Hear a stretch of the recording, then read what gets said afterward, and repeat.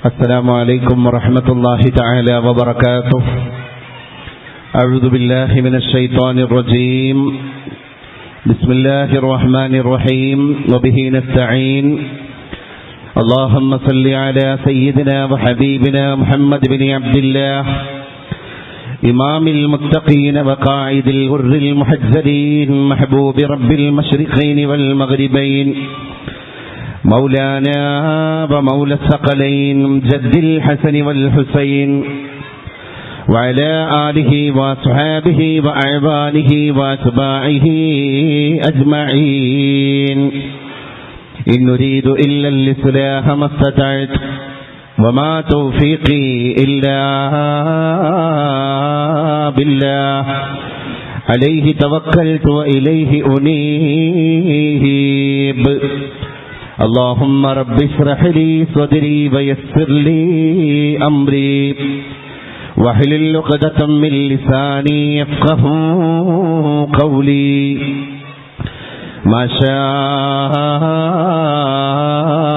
الله كان وما لم يشأ لم يكن. لا حول ولا قوة إلا بك يا ذا الجلال والإكرام. ताज वाले देख कर तेरे अमामा नूर का सर झुकाते थे इलाही बोले बाला नूर का. शम्म दिल मिश्कात तन सीना जुजाजा नूर का. तेरे सूरत के लिए आया है सूरा नूर का. ആരൊരാൾ ഒച്ചവയിൽ തട്ടിലെങ്കുന്ന ദിക്കിലേക്കാലൊച്ചയായി ഗമിക്കുന്നു. ആരൊരാൾ പിച്ച വയ്ക്കും കുഞ്ഞു പൂവിൻ്റെ ഉച്ചത്തിലെ വിളി കേട്ടങ്ങു നിൽക്കുന്നു. ആരൊരാൾ നാരീ നില വിളിക്കുന്നിടം ഓടിക്കിതച്ചൊരു സ്വർഗം കൊടുക്കുന്നു. ആരൊരാൾ നാഥനില്ലാത്ത യതീമിന്റെ രോദനം കേട്ടതാ കണ്ണീരു തൂകുന്നു. ഇവിടുന്ന് മാത്രമേ എഫക്റ്റ് ഉള്ളത്, ഇവിടെ കിട്ടണില്ല.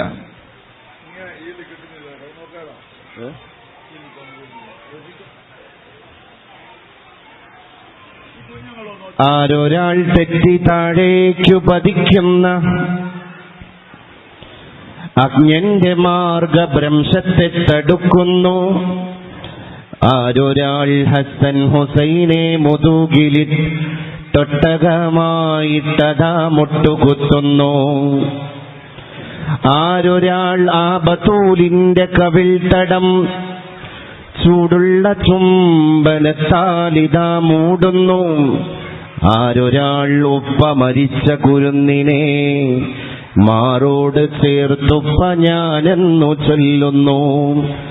ആരൊരാൾ ഉപ്പ മരിച്ച കുരുന്നിനെ മാറോട് ചേർത്തുപ്പ ഞാനെന്നു ചൊല്ലുന്നു. ആരൊരാൾ വൃക്ഷം മുറിച്ച വഴിയില യഗ്രിസ് ബിഹാ എന്ന വാക്കുച്ചരിക്കുന്നു. റൗളാ ഷരീഫിന്റെ മുറ്റത്തു ഞാൻ എൻ്റെ മുത്ത് റസൂലിന്റെ ചാരത്തിരിക്കുന്നു. മുത്തീ മണത്തു വിലപിച്ചൊരങ്ങിന്റെ പാവനാദേഹമേ കണ്ടപോൽ നിൽക്കുന്നു. ഏറ്റവും ഹൃദ്യവും സുന്ദരവുമായ വണ്ണാരത്ത് പള്ളി മഹല്ല് കമ്മിറ്റി നൂറുൽ ഹുദ മദ്രസയും സംയുക്താഭിമുഖ്യത്തിൽ സംഘടിപ്പിക്കുന്ന മദദേ മദീന 2K23 മീലാദ് സംഗമത്തിന്റെ സമുചിതമായ വേളയിലാണ് നാം ഏവരും ഇവിടെ സംബന്ധിച്ചുകൊണ്ടിരിക്കുന്നത്. അഭിമന്യരായ മഹൽ വ്യക്തിത്വങ്ങളെ കൊണ്ട് നമ്മുടെ സദസ്സ് തീർത്തും സമ്പന്നമാണ്. ഈ വേദിയെ പ്രാർത്ഥന കൊണ്ട് ധന്യമാക്കിയ അഭിമന്യനായ ഈ മഹല്ലത്തിന്റെ ഖാദി അബ്ദുറഹീം ഉസ്താദ് അവർകളെ, വേദിയുടെ അധ്യക്ഷ പദവി അലങ്കരിച്ചുകൊണ്ടിരിക്കുന്ന അഭിമന്യനായ നമ്മുടെ മഹല്ലിന്റെ പ്രസിഡന്റ് AT അബ്ദുള്ള ഹാജി സാഹിബ് അവറുകളെ, വേദിക്ക് സ്വാഗത ഭാഷണം നടത്തിയ മഹല്ല് secretary general TK Rafeeq Sahib അവറുകളെ, അതുപോലെ തന്നെ ഇവിടെ ഖിറാഅത്ത് നടത്തിയ നമ്മുടെ മഹല്ല് ജമാഅത്തിന്റെ ചീഫ് ഇമാം അബ്ദുർ റഊഫ് ഉസ്താദ് അവറുകളെ, ഞാൻ പേര് പരാമർശിച്ചവരും പരാമർശിതർ അല്ലാത്തവരും ഒക്കെയായ ഈ നാട്ടിലെ ദീനിയായ, വിദ്യാഭ്യാസപരമായ, സാംസ്കാരികമായ ഒരുപാട് നവോത്ഥാനങ്ങൾക്ക് ചുക്കാൻ പിടിച്ചുകൊണ്ടിരിക്കുന്ന ബഹുമാന്യ വ്യക്തിത്വങ്ങളെ, എന്നെ കേട്ടുകൊണ്ടിരിക്കുന്ന സഹോദരീ സഹോദരങ്ങളെ, ജ്യേഷ്ഠാനുജന്മാരെ, ഉമ്മ പെങ്ങന്മാരെ, യുവ സുഹൃത്തുക്കളെ,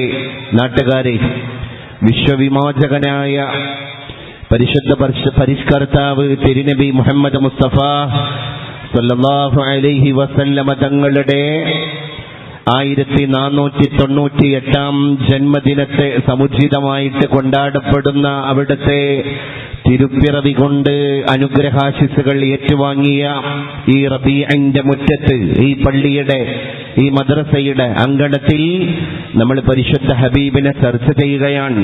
കുടുംബനാഥനായ വിശുദ്ധ പ്രവാചക തിരുമേനി ഒരു സമൂഹത്തിന്റെ മുമ്പിലേക്ക് പ്രദർശിപ്പിച്ചു കാണിച്ചു തന്ന വിശ്വോത്തരമായ മാതൃകകൾ നമ്മളെ ഒരു കുടുംബ സംഗമത്തിനെ പോലെയുള്ള ചേതോഹരമായ ഒരു വേദിയിലാണ് ഇന്ന് സംഗമിച്ചുകൊണ്ടിരിക്കുന്നത്, നമ്മൾ സംബന്ധിച്ചുകൊണ്ടിരിക്കുന്നത്. കുടുംബമില്ലാതെ ഒന്നുമില്ല. കുടുംബമാണ് ഒരു സമൂഹത്തിന്റെ ആണിക്കല്ല്. അതുകൊണ്ട് കുടുംബത്തിന്റെ അകത്ത് നിന്ന് നമ്മുടെ മക്കൾ വളർന്നു വരുന്നത്, അവിടെ നിന്ന് കിട്ടുന്ന സംസ്കൃതിയാണ് ഒരു കുട്ടിയുടെ സംസ്കൃതി. അവിടെ നിന്ന് കിട്ടുന്ന അധ്യാപനമാണ് ഒരു കുട്ടിയെ മോൾഡ് ചെയ്തെടുക്കുന്നത്.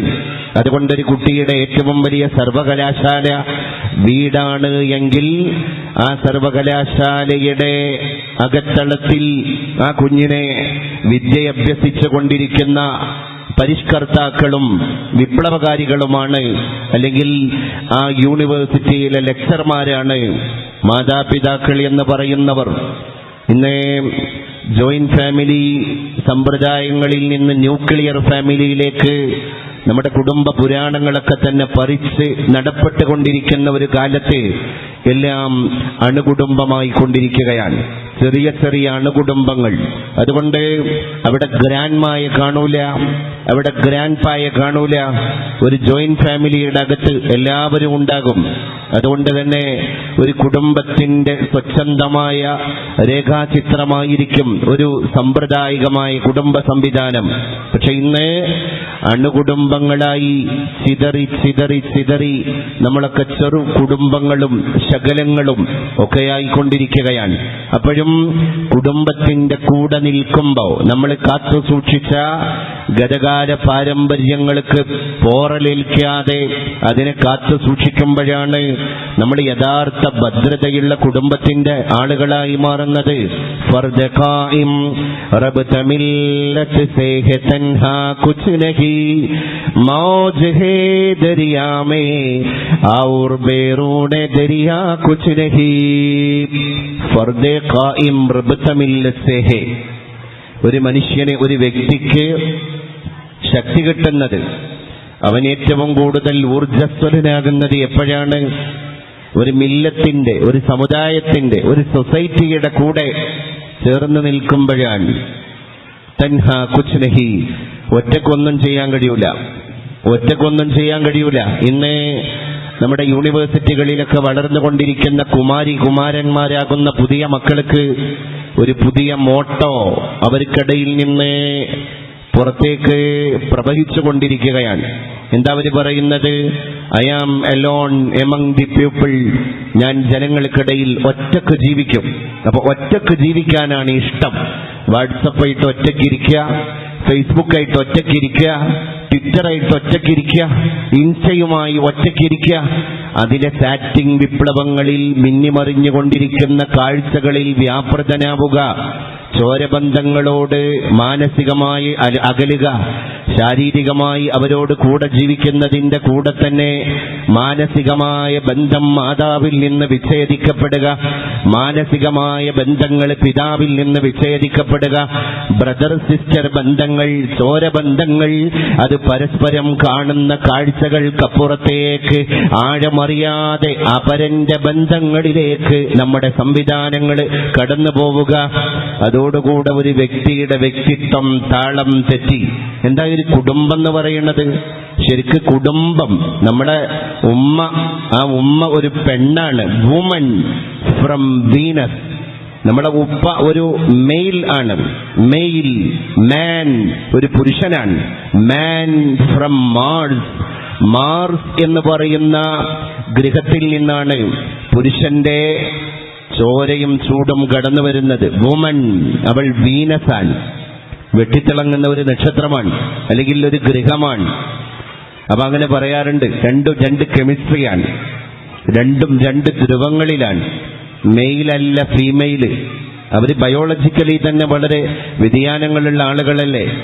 ആണിന്റെ ശബ്ദം നല്ല പരുപരുത്ത ഘനഗാംഭീര്യമുള്ള ശബ്ദമാണ്, പെണ്ണിന്റെ ശബ്ദം തുളച്ചു കയറുന്ന ഒരു പെനിട്രേറ്റിംഗ് വോയിസ് ആണ്. ആണിന് അല്ലാഹു തആല കയ്യിനും കാലിനൊക്കെ നല്ല ആഴവും പരപ്പും നീട്ടമൊക്കെ കൊടുത്തിട്ടുണ്ട്. പുരുഷനെ അപേക്ഷിച്ച് പെണ്ണ് അങ്ങനെയല്ല. ആണിന്റെ ശരീരപ്രകൃതമല്ല പെണ്ണിന്റെ ശരീരപ്രകൃതം. പെണ്ണിന്റെ അരക്കെട്ട് അല്ലാഹു ഫ്ലെക്സിബിൾ ആക്കിയിട്ടുണ്ട്. കാരണം അവൾ ഡെലിവറി നടത്താനുള്ളവളാണ്. പുരുഷന്റെ അരക്കെട്ട് അങ്ങനെയല്ല.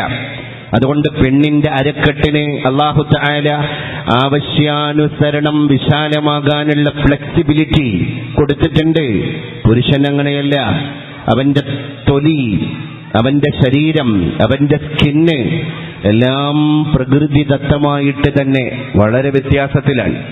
അപ്പൊ ഈ രണ്ട് വ്യത്യസ്ത ധ്രുവങ്ങളിൽ കിടക്കുന്ന സ്വഭാവത്തെ ഖബിൽതു മിൻക നികാഹഹാ വതസ്വീജഹാ ബിഹാദൽ മഹരിൽ മദ്കൂർ, ഈ പറയുന്ന മഹറിന് പകരം അങ്ങയുടെ മകളെ ഞാനിതാ സ്വന്തമാക്കിയിരിക്കുന്നു എന്ന് ആറ്റുനോറ്റ് പോറ്റി വളർത്തിയ പെൺകുട്ടിയുടെ പിതാവിന്റെ മുഖത്ത് നോക്കിയിട്ട് അവളുമായിട്ട് രക്തബന്ധം ഒന്നുമില്ലാത്ത ഏതോ ഓണംകേറ മൂലയിലെ ഒരു കുഗ്രാമത്തിൽ താമസിക്കുന്ന ഒരു മുറച്ചെറുക്കനായ പ്രതിശ്രുത വരൻ വന്നിട്ട് പറയാണ്, അങ്ങയുടെ മകളെ ഞാൻ സ്വീകരിച്ചു.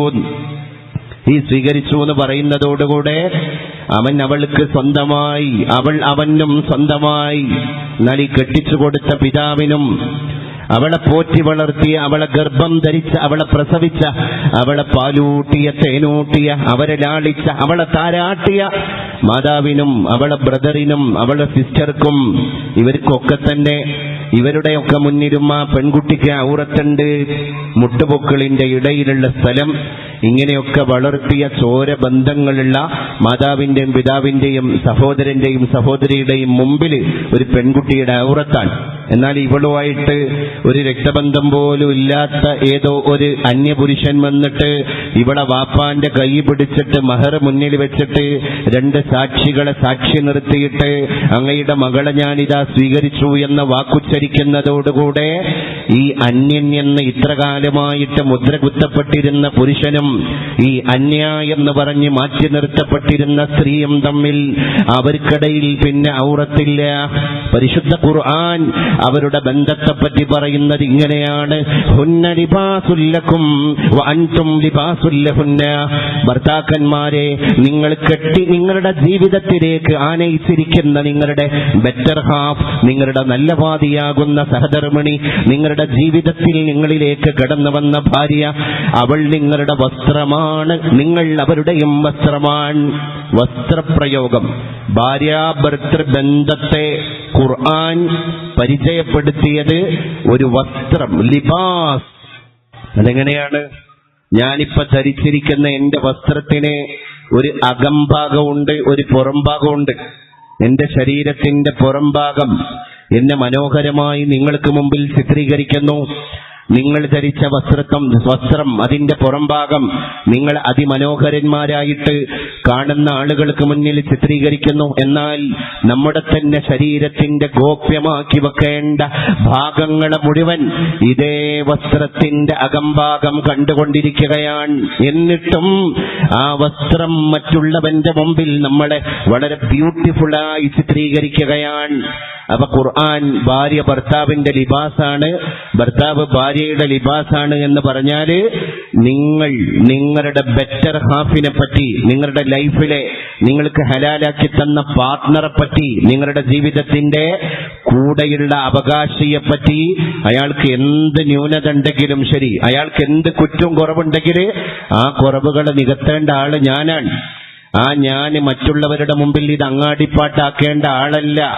അതുകൊണ്ട് ആ ഗോപ്യമാക്കി വെക്കേണ്ടതിനെ നിങ്ങൾ വസ്ത്രമാകുന്ന നിങ്ങളുടെ അകംഭാഗം കൊണ്ട് കാണുന്നതിന്റെ കൂടെ തന്നെ നിങ്ങളുടെ പുറംഭാഗത്ത് നിങ്ങൾ വെളിയിലേക്ക് ഇറങ്ങുമ്പോൾ, അല്ലെങ്കിൽ നിങ്ങളുടെ പാർട്ട്ണറെ, നിങ്ങളുടെ ജീവിതത്തിന്റെ നല്ല പാതിയെ മറ്റൊരാൾക്ക് പരിചയപ്പെടുത്തി കൊടുക്കുമ്പോൾ വളരെ പോസിറ്റിവിറ്റിയോടുകൂടെ പരിചയപ്പെടുത്തി കൊടുക്കണം എന്ന് വരെ ഈ പരിശുദ്ധ വേദഗ്രന്ഥത്തിന്റെ സാരം പറഞ്ഞ പണ്ഡിതന്മാരുണ്ട് നമുക്കിടയിൽ. അപ്പൊ ഒന്ന് ചിന്തിച്ചോക്ക്, ഒരു കുടുംബം എന്ന് പറയുന്നത് എത്ര ഗൗരവത്തോടെ നമ്മൾ കൈകാര്യം ചെയ്യേണ്ട ഒരു കാര്യമാണ്. ഇനി നോക്ക്, പെൺകുട്ടിക്ക് ഒരു സ്വഭാവമാണ്, ആൺകുട്ടിക്ക് വേറൊരു സ്വഭാവമാണ്. ഈ രണ്ട് സ്വഭാവങ്ങള് ഒരു പ്ലാറ്റ്ഫോമിലേക്ക് മേളിക്കപ്പെടുന്ന പ്രക്രിയയുടെ പേരാണ് നിക്കാഹ്. അത്ര കാലം അവള് യുവതി, പെങ്ങള്, പെൺകുട്ടി എന്ന് വിളിക്കപ്പെട്ടിരുന്നവളാണ്. അത്ര കാലം അവനെ യുവാവ്, ആൺകുട്ടി എന്നൊക്കെ വിളിക്കപ്പെട്ടിരുന്നവരാണ്. പക്ഷെ ഇവര് നിക്കാഹിലേക്ക് കടന്നു വന്നതോടുകൂടെ ഒരാള് ഭർത്താവായി, ഒരാള് ഭാര്യയായി. അവരുടെ പേരിന്റെ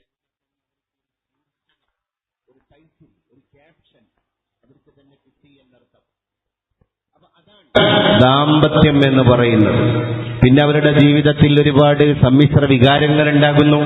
രണ്ടാള് രണ്ട് പ്രകൃതിയാണ്.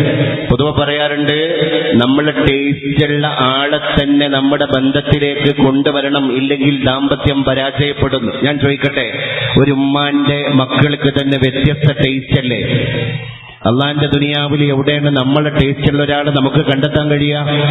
അത് മൂഢമായ ധാരണയാണ്. ഓരോ ആളുകളും ഓരോ അഭിരുചിയാണ്. അതുകൊണ്ട് ആണിന്റെ അഭിരുചിയിൽ, പെണ്ണിന്റെ അഭിരുചിയിൽ, പുരുഷന്മാര് തന്നെ വ്യത്യസ്ത അഭിരുചിയുള്ള ആളുകളുണ്ട്, സ്ത്രീകളും വ്യത്യസ്ത അഭിരുചിയുള്ള ആളുകളുണ്ട്. അവിടെയാണ് പ്രവാചക തിരുമേനി സല്ലല്ലാഹു അലൈഹി വസല്ലം മാതൃകാ സമ്പന്നനാകുന്ന ഭർത്താവാകുന്നത്. ആയിഷ ബീവിയുടെ മുമ്പിൽ വന്നിട്ട് സഹാബികൾ ചോദിക്കുകയാണ്, റസൂലുള്ളാഹിനെ പറ്റി ആയിഷ, അങ്ങേക്ക് എന്താണ് പറഞ്ഞു തരാനുള്ളത്? പുറത്തുള്ള നബിയെ ഞങ്ങൾ ആസ്വദിച്ചിട്ടുണ്ട്, പുറത്തുള്ള നബിയെ ഞങ്ങൾ കണ്ടിട്ടുണ്ട്, പുറത്തുള്ള പരിശുദ്ധ റസൂലിനെ ഞങ്ങൾ കേട്ടിട്ടുണ്ട്, അവിടത്തെ ഞങ്ങൾ പഠിച്ചിട്ടുണ്ട്. വീട്ടിന്റെ അകത്തുള്ള പരിശുദ്ധ റസൂലുള്ളാഹിനെ ഞങ്ങൾക്ക് അനുഭവിക്കാനോ ആസ്വദിക്കാനോ പഠിക്കാനോ കാണാനോ ശ്രവിക്കാനോ സാധ്യമായിട്ടില്ല. ആയിഷ അവിടുത്തെ ഭാര്യയാണ്, അവിടുത്തെ സഹധർമ്മിണിയാണ്. റസൂലുള്ളാഹിന്റെ അടക്കങ്ങളെ, അനക്കങ്ങളെ സൂക്ഷ്മമായി പഠനം നടത്തുന്ന ഒരു പെണ്ണാണ്, ഒരു പണ്ഡിതയാണ് ആയിഷ അങ്ങ്.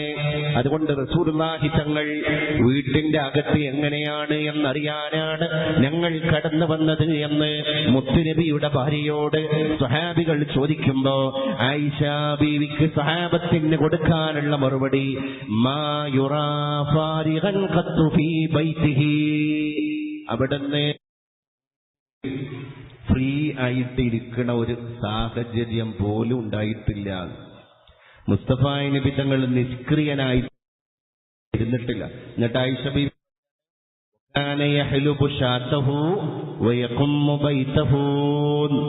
മുസ്തഫ നബി സല്ലല്ലാഹു അലൈഹി വസല്ലമ തങ്ങൾ ആടിനെ കറക്കാറുണ്ടായിരുന്നു. അവിടുത്തെ പവിത്രമായ കൈ കൊണ്ട് ആലയിൽ കെട്ടിയിടപ്പെട്ട ആടിന്റെ അടുക്കലേക്ക് സുബഹി നിസ്കാരം കഴിഞ്ഞ് പ്രഭാത കർമ്മങ്ങളൊക്കെ നിർവഹിച്ചു കഴിഞ്ഞ് പ്രഭാത കൃത്യങ്ങളിൽ നിന്ന് വിരമിച്ചതിന്റെ ശേഷം ആയിഷ ബീവിയുടെ അടുക്കളയിൽ നിന്ന് ഒരു ശൂന്യമായ മൺപാത്രം കയ്യിലെടുത്തിട്ട് ആടിനെ കെട്ടിയിട്ട ആലയിലേക്ക് കടന്നുപോയി ആടിന്റെ അകിട് കഴുകി വൃത്തിയാക്കിയതിന്റെ ശേഷം അതേ പാത്രത്തിലേക്ക് വിരലമർത്തി, ആടിന്റെ അകിടിൽ വിരലമർത്തിയിട്ട് ചൂടുള്ള പാലിനെ ശേഖരിക്കാറുണ്ടായിരുന്നു തിരുനബി മുഹമ്മദ് മുസ്തഫ സല്ലല്ലാഹു അലൈഹി വസല്ലം. വയഖുമ്മു ബൈതഹു, അവിടുത്തെ വീട് അടിച്ചു വൃത്തിയാക്കാറുണ്ടായിരുന്നു തിരുമേനി മുഹമ്മദ് മുസ്തഫ സല്ലല്ലാഹു അലൈഹി വസല്ലം. നമ്മള് ഒരു കുടുംബത്തിന്റെ കെമിസ്ട്രി പലപ്പോഴും സിംപ്ലിസിറ്റിയിലാണ് കിടക്കുന്നത്. എങ്ങനെയാണ് ഒരു കുടുംബം ബന്ധനങ്ങളറിയാതെ ബന്ധങ്ങളുമായിട്ട് മുന്നോട്ട് പോവാ? ചില വീട്ടിലൊക്കെ മക്കളും ബാപ്പയും ഉമ്മയും തമ്മിൽ വളരെ ഫ്രണ്ട്ലി ആയിരിക്കും, വളരെ സൗഹൃദപരം. അതിന്റെ കൂടെ തന്നെ സീരിയസ് ആകേണ്ട സ്ഥലത്ത് സീരിയസ് ആകാൻ ഉമ്മക്കറിയാം. അതുപോലെ തന്നെ ഗൗരവഭാവം എടുക്കേണ്ട സ്ഥലത്ത് ഗൗരവത്തോടുകൂടെ വരാന് ഉപ്പക്കറിയാം. അപ്പൊ കുട്ടിക്കറിയാം എന്റെ ഉപ്പ എപ്പോഴാണ് എന്റെ ഉപ്പാന്റെ സ്വഭാവം മാറുക, അത് എന്റെ സ്വഭാവം മാറുമ്പോഴാണ്. അപ്പൊ എന്റെ സ്വഭാവം മാറാതെ എനിക്ക് പ്രകൃതിയിൽ വൈകൃതങ്ങൾ സംഭവിക്കാതെ മുന്നോട്ട് പോകൽ എന്റെ അനിവാര്യതയാണ്. അപ്പൊ അത് ഒരു മനസ്സിലാക്കലാണ്, അതൊരു തർബിയത്താണ്. അപ്പൊ വീട്ടിന്റെ അകത്ത് വെച്ചിട്ട് നമ്മുടെ കുട്ടികൾക്ക് കിട്ടുന്ന ഓരോ അച്ചടക്കത്തിന്റെ അധ്യാപനങ്ങളും നമ്മുടെ കുട്ടി ചെറുപ്പത്തിലെ അവന്റെ മസ്തിഷ്കത്തിൽ കൊണ്ടുപോയി കൊത്തിവെക്കുന്നുണ്ട്. മലയാളത്തിന്റെ കവി പറഞ്ഞ പോലെ, ചെറുപ്പകാലത്തിലുള്ള ശീലം മറക്കുമോ മാനോഷനുള്ള കാലം, കാരസ്കരത്തിൻ കുരു പാലിലിട്ടാൽ കാലാന്തരേ കൈപുഷമിപ്പതുണ്ടോ. കൊച്ചുകുട്ടികൾ ചെറുപ്പകാലത്തിൽ ചില ശീലങ്ങൾ പഠിച്ചു കഴിഞ്ഞാൽ അത് പിന്നെ മറക്കൂല. ഒരുപാട് കാലം അവരുടെ മനസ്സില്ലതുണ്ടാകും. നമ്മുടെ കുട്ടികളെ സംബന്ധിച്ചിടത്തോളം അവർ ഇന്ന് ഈ വേദിയിൽ കയറിയിട്ട് പാട്ടുപാടിയത് നാളെ നേരം വെളുത്താൽ വിസ്മരിക്കുന്ന ആളുകളാണ് നമ്മളെല്ലാം.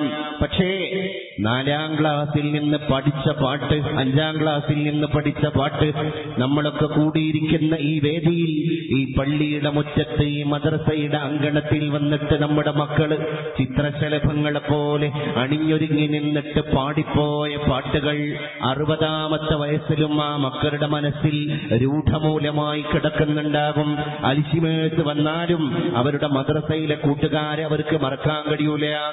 അതാണ് ശൈശവദശയുടെ പ്രത്യേകത. ഒരു കുട്ടിയുടെ ചൈൽഡ്ഹുഡ് എന്ന് പറഞ്ഞാൽ അത് മെമ്മറീസിന്റെ കാലഘട്ടമാണ്. അതുകൊണ്ട് ഒരു കുട്ടി ചെറുപ്പകാലത്ത് കിട്ടിയത് അത് ഗുണാണെങ്കിലും ദോഷാണെങ്കിലും, അത് നെഗറ്റീവാണെങ്കിലും പോസിറ്റീവാണെങ്കിലും ഒരിക്കലും മറക്കൂല. അങ്ങനെയുള്ള മക്കളാണ് നമ്മുടെ മുമ്പിലൂടെ വളർന്നു വരുന്നത്. അതുകൊണ്ടല്ലേ കുട്ടികളുടെ പ്രവാചകൻ ഒരു ചരിത്രത്തിന്റെ ഭാഗമായത്. ഒന്ന് ആലോചിച്ച് നോക്കി നിങ്ങൾ, മദീനത്തെ പള്ളിയിൽ മസ്ജിദ് നബവിയുടെ മിഹ്റാബിൽ ഇമാമായിട്ട് നിസ്കരിക്കുന്നത് ആരാണ്? പരിശുദ്ധ റസൂലാൻ സല്ലല്ലാഹു അലൈഹി വസല്ലം. ഇന്നാലിന്ന നിസ്കാരത്തിന്റെ ഇന്നാലിന്ന റക്അത്തിലെ ഇന്നാലിന്ന സുജൂദിലേക്ക് ഇമാമാകുന്ന തിരുനബി കടന്നുപോയപ്പോ ആ സുജൂദിൽ നിന്ന് റസൂലുള്ളാഹി തങ്ങൾ ഉയരാനുള്ള, തല ഉയർത്താനുള്ള, ഉയരുമ്പോ തക്ബീർ ചൊല്ലാനുള്ള സമയമായിട്ടും റസൂലുള്ളാഹി തങ്ങൾ ഉയരുന്നില്ല. അവിടത്തെ സുജൂദിൽ നിന്ന് ഉയരുന്ന തക്ബീർ കേൾക്കുന്നില്ല. പരിശുദ്ധ റസൂൽ എന്തേ നബി തങ്ങൾക്ക് സംഭവിച്ചു പോയത്? വീണ്ടും ഒരുപാട് നേരം മഅ്മൂമികളായ സ്വഹാബത്ത് ശ്വാസം അടക്കി പിടിച്ച് കാത്തിരിക്കുകയാണ്. ഒന്നാമത്തെ സഫിൽ തിരുനബിയുടെ നേരെ ബാക്കിലുള്ള അബൂ ഹുറൈറ റളിയല്ലാഹു അൻഹു നിസ്കാരം കഴിഞ്ഞപ്പോ പറഞ്ഞുപോയി, ഹത്താ ഖശീതു അന്നഹു ഖദ് ഖുബിള. എത്രത്തോളം എന്ന് വെച്ചാൽ അല്ലാഹുവിന്റെ റസൂൽ സല്ലല്ലാഹു അലൈഹി വസല്ലം ആ നിസ്കാരത്തിന്റെ ആ റക്അത്തിലുള്ള സുജൂദിൽ വഫാത്തായി പോയി എന്ന് വരെ ഞാൻ പേടിച്ചു. കാരണം ഒരു ഇമാമ മഅ്മൂമിങ്ങളെയും കൊണ്ട് സുജൂദിലേക്ക് പോയാൽ ആ മക്കളുടെ ശബ്ദം ഒന്ന് ശ്രദ്ധിക്കട്ടോ, എന്റെ കോൺസെൻട്രേഷൻ പോകുന്നു. നേരെ മുന്നിൽ തന്നെ മക്കളെ കാര്യം പ്രസംഗിക്കുന്ന ആൾക്കാണ് അതിന്റെ എല്ലാവിധ ബുദ്ധിമുട്ടും വരാം. ലെറ്റ് ദം ഫ്രീ, അവരെ ഫ്രീ ആക്കി വിടി, അവർ എൻജോയ് ചെയ്യട്ടെ. ഈ ക്ലാസ് ഒന്നും ഇപ്പൊ അവര് കേൾക്കേണ്ടിയല്ല, ഇത് പാരന്റ്സ് കേൾക്കേണ്ടിയാണ്. അപ്പൊ അവരെവിടെങ്കിലൊക്കെ പോയി കളിക്കട്ടെ. നമ്മളൊരു സീരിയസ് സബ്ജക്ട് ചർച്ച ചെയ്തുകൊണ്ടിരിക്കുമ്പോൾ കുട്ടികളൊന്നും അറിയണില്ലല്ലോ. They are living in the world of colours, they are playing, they are enjoying, they are singing. അവർ പാടട്ടെ, അവർ എൻജോയ് ചെയ്യട്ടെ. അപ്പൊ അവരെ ലോകത്തേക്ക് വിട്ടാല് നമുക്ക് കുറച്ചുകൂടിയൊക്കെ തുറന്ന് സംസാരിക്കാൻ കഴിയും. മറ്റേത് അതിങ്ങനെ ഒരു ഫ്രസ്ട്രേഷൻ ഈ കാര്യം. കുട്ടികളല്ലേ അപ്പൊ അവരോട് നമുക്ക് സൗഹൃദപരമായിട്ടൊക്കെ അല്ലേ പറയാൻ പറ്റും. ഓക്കെ. അപ്പൊ ഇൻഷാ അല്ലാഹ് പരിശുദ്ധ റസൂലുള്ളാഹി സ്വല്ലല്ലാഹു അലൈഹി വസല്ലം തങ്ങൾ എത്ര ക്രിയാത്മകമായിട്ടാണ്. അപ്പൊ ആ സുജൂദിൽ നിന്ന് നബി തങ്ങൾ എണീക്കുന്നില്ല. എന്തേ? സലാം വീട്ടി കഴിഞ്ഞപ്പോ പിന്നെ കുറേ നേരം കഴിഞ്ഞപ്പോ തിരുമുസ്തഫ സല്ലല്ലാഹു അലൈഹി വസല്ലം എണീക്കുകയാണ്. എന്തായിരുന്നു സംഭവം? ആരൊരാൾ ഹസൻ ഹുസൈനെ മുതുകിലിട്ടൊട്ടകമായിട്ടതാ മുട്ടുകുത്തുന്നു. ആരൊരാളാ ബത്തൂലിന്റെ കവിൾ തടം ചൂടുള്ള ചുംബനത്താലിതാ മൂടുന്നു.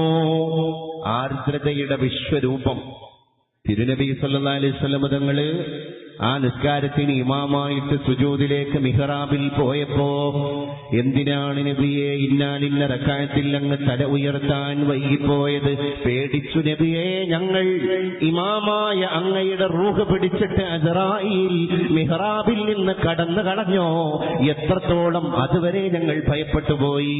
ഞങ്ങളിൽപ്പെട്ട ആരെങ്കിലും ഒരാൾ റസൂലുള്ളാഹിന്റെ പകരക്കാരനായി മഅ്മൂമീങ്ങൾക്ക് ഇമാമായിട്ട് കയറി നിൽക്കാൻ ആ മിഹ്റാബിലേക്ക് എണീറ്റ് വരണോ എന്ന് വരെ ഞങ്ങൾ പേടിച്ചുപോയി. അത് കഴിഞ്ഞപ്പോഴാണ് ശ്വാസം വീണത്, അങ്ങയുടെ തക്ബീറിന്റെ ശബ്ദം കേട്ടത്. അപ്പൊ ഞങ്ങൾക്ക് ആശ്വാസമായി. എന്തിനായിരുന്നു നബിയെ ഇന്നാലിന്ന റക്അത്തിലെ സുജൂദിൽ അങ്ങ് അത്ര നേരം കിടന്നത് എന്ന് ഞങ്ങൾക്ക് മനസ്സിലായില്ല. അള്ളാന്റെ റസൂല് മിഹ്റാബിൽ സലാം വീട്ടിയതിന്റെ ശേഷം എണീറ്റ് നിൽക്കുകയാണ്. സ്വഹാബത്തിനോട് പറഞ്ഞുപോയി, സഹാബ, ഈ നിസ്കാരത്തിന്റെ ആ സുജൂദിലേക്ക് ഞാൻ പോയപ്പോ എന്റെ ഫാത്തിമാന്റെ മക്കളായ ഹസനും ഹുസൈനും വന്നിട്ട് സുജൂദിൽ കിടക്കുന്ന വല്യുപ്പാന്റെ തോളത്ത് രണ്ട് സൈഡിലൂടെയും കയറി ഇരുന്നു പോയി. സഹാബ, ആ മക്കളെ പിണക്കാൻ മുഹമ്മദിന് കഴിയൂല, അള്ളാഹുവിനെ പിണക്കാനും മുഹമ്മദിന് കഴിയൂല. അതുകൊണ്ട് റബ്ബിനെ പിണക്കാതെ, എന്റെ ഫാത്തിമാന്റെ മക്കളെ പിണക്കാതെ ആ സുജൂദിൽ നിന്ന് ഉയരാൻ ഇത്ര സമയം എനിക്ക് വേണ്ടി വന്നു എന്ന് റഹ്മത്തുൽ ആലമീൻ സയ്യിദുനാ മുഹമ്മദ് മുസ്തഫ സല്ലല്ലാഹു അലൈഹി വസല്ലം. മുഹമ്മദുൻ അസ്റഫുൽ അറാബി വൽ അജമി, മുഹമ്മദുൻ ഖൈറു മൻ യംശി അലാ ഖദമി. ഏതൊരു നായകന്റെ മദ്ഹാണ് നമ്മൾ സ്മരിക്കുന്നത്. അപ്പോഴല്ലേ നമ്മൾ കാറ്റിനോട് കവിത പാടിയത്, എന്റെ മുത്തിനെ കണ്ടോ കാറ്റ് എന്ന്. അറിയാതെ നാദാപുരത്തിന്റെ പരിസരത്തിലൂടെ തടികിട്ടലോടുന്ന വണ്ണാറത്ത് പള്ളിയുടെ മുറ്റത്തിലൂടെ കടന്നു പോകുന്ന കാറ്റിനോട് എന്തിനാണ് നമ്മൾ പാട്ടുപാടി ചോദിച്ചത്, നീയൊന്ന് മദീന വരെ പോകുമോ കാറ്റേ? എന്തിനാ ചോദിച്ചത്? ഇത് പരിശുദ്ധ നബിയോടുള്ള പ്രണയം കൊണ്ടാണ്, മറ്റൊന്നുകൊണ്ടല്ല. ഹറം ചുറ്റി ഒഴുകുന്ന പൂങ്കാറ്റേ, അറബിക്കടൽ താണ്ടി വന്നാട്ടേ. ഹറം ചുറ്റിയൊഴുകുന്ന കാറ്റിനെ നമ്മളെ നാട്ടിൽ ഇങ്ങോട്ട് വിളിക്കാൻ എന്തിന്? ഈത്തപ്പന പൂക്കും നാട്ടിന്റെ ഇതിഹാസമൊന്ന് പറഞ്ഞാട്ടെ. ഈത്തപ്പന പൂക്കുന്ന നാട്ടിന്റെ കഥ പറഞ്ഞു തരാൻ, നാളികേരം പൂത്തുല്ലസിക്കുന്ന കേരളത്തിന്റെ മണ്ണിലേക്ക് കടൽ കടന്ന് ഒന്ന് മദീനയിൽ നിന്ന് ഞങ്ങളെ കാണാൻ വരുമോ? മദീനയുടെ നായകന്റെ നാട്ടിൽ പാർക്കുന്ന കാറ്റേ എന്ന് കാറ്റിനോട് കവിത പാടാൻ മലയാളിക്ക് തോന്നിപ്പോയത് ആ റസൂലുള്ളാഹിന്റെ മഹബത്ത് ഉള്ളിക്ക് കയറിയപ്പോഴാണ്. അങ്ങനെ കുറെ ആൾക്കാർ ചോദിച്ചിട്ടുണ്ട് കാറ്റിനോട്, ആമീന കോമന പൊന്മകനായി ആരംഭ പൈതൽ പിറന്നിടുന്നു, ആരംഭ പൈതൽ പിറന്ന നേരം ആനന്ദമുള്ളിൽ ലയിച്ചിടുന്നു. ആ കഥ നമ്മൾ ഏത് കാറ്റിനോടാണ് പറഞ്ഞത്? കാഫ് മല കണ്ട പൂങ്കാറ്റേ, കാണിക്ക നീ കൊണ്ടേ വന്നാട്ടെ, കാരയ്ക്ക കായ്ക്കുന്ന നാട്ടിന്റെ മധുഹൂറും കിസ്സ പറഞ്ഞാട്ടെ. അതാണ് മുട്ടിന് കാറ്റിനോട് മദീനയുടെ കിസ്സ പറഞ്ഞു തരാൻ മലയാളിയുടെ മനസ്സ് വെമ്പൽ കൊണ്ടു, പ്രവാചക പ്രേമം കൊണ്ട് തുടികൊട്ടി. കാരണം അവന്റെ ഉള്ളില് ഹബീബ് വന്ന് വിരുന്ന് വന്നപ്പോ, അങ്ങനെയല്ലേ നമ്മുടെ മലബാറിലെ പല ഉമ്മമാരും സ്വലാത്ത് ചൊല്ലി മുസ്തഫായി നബിയെ ഉറക്കില് കണ്ടത്. ഒന്നാലോചിച്ച് നോക്കി നിങ്ങൾ.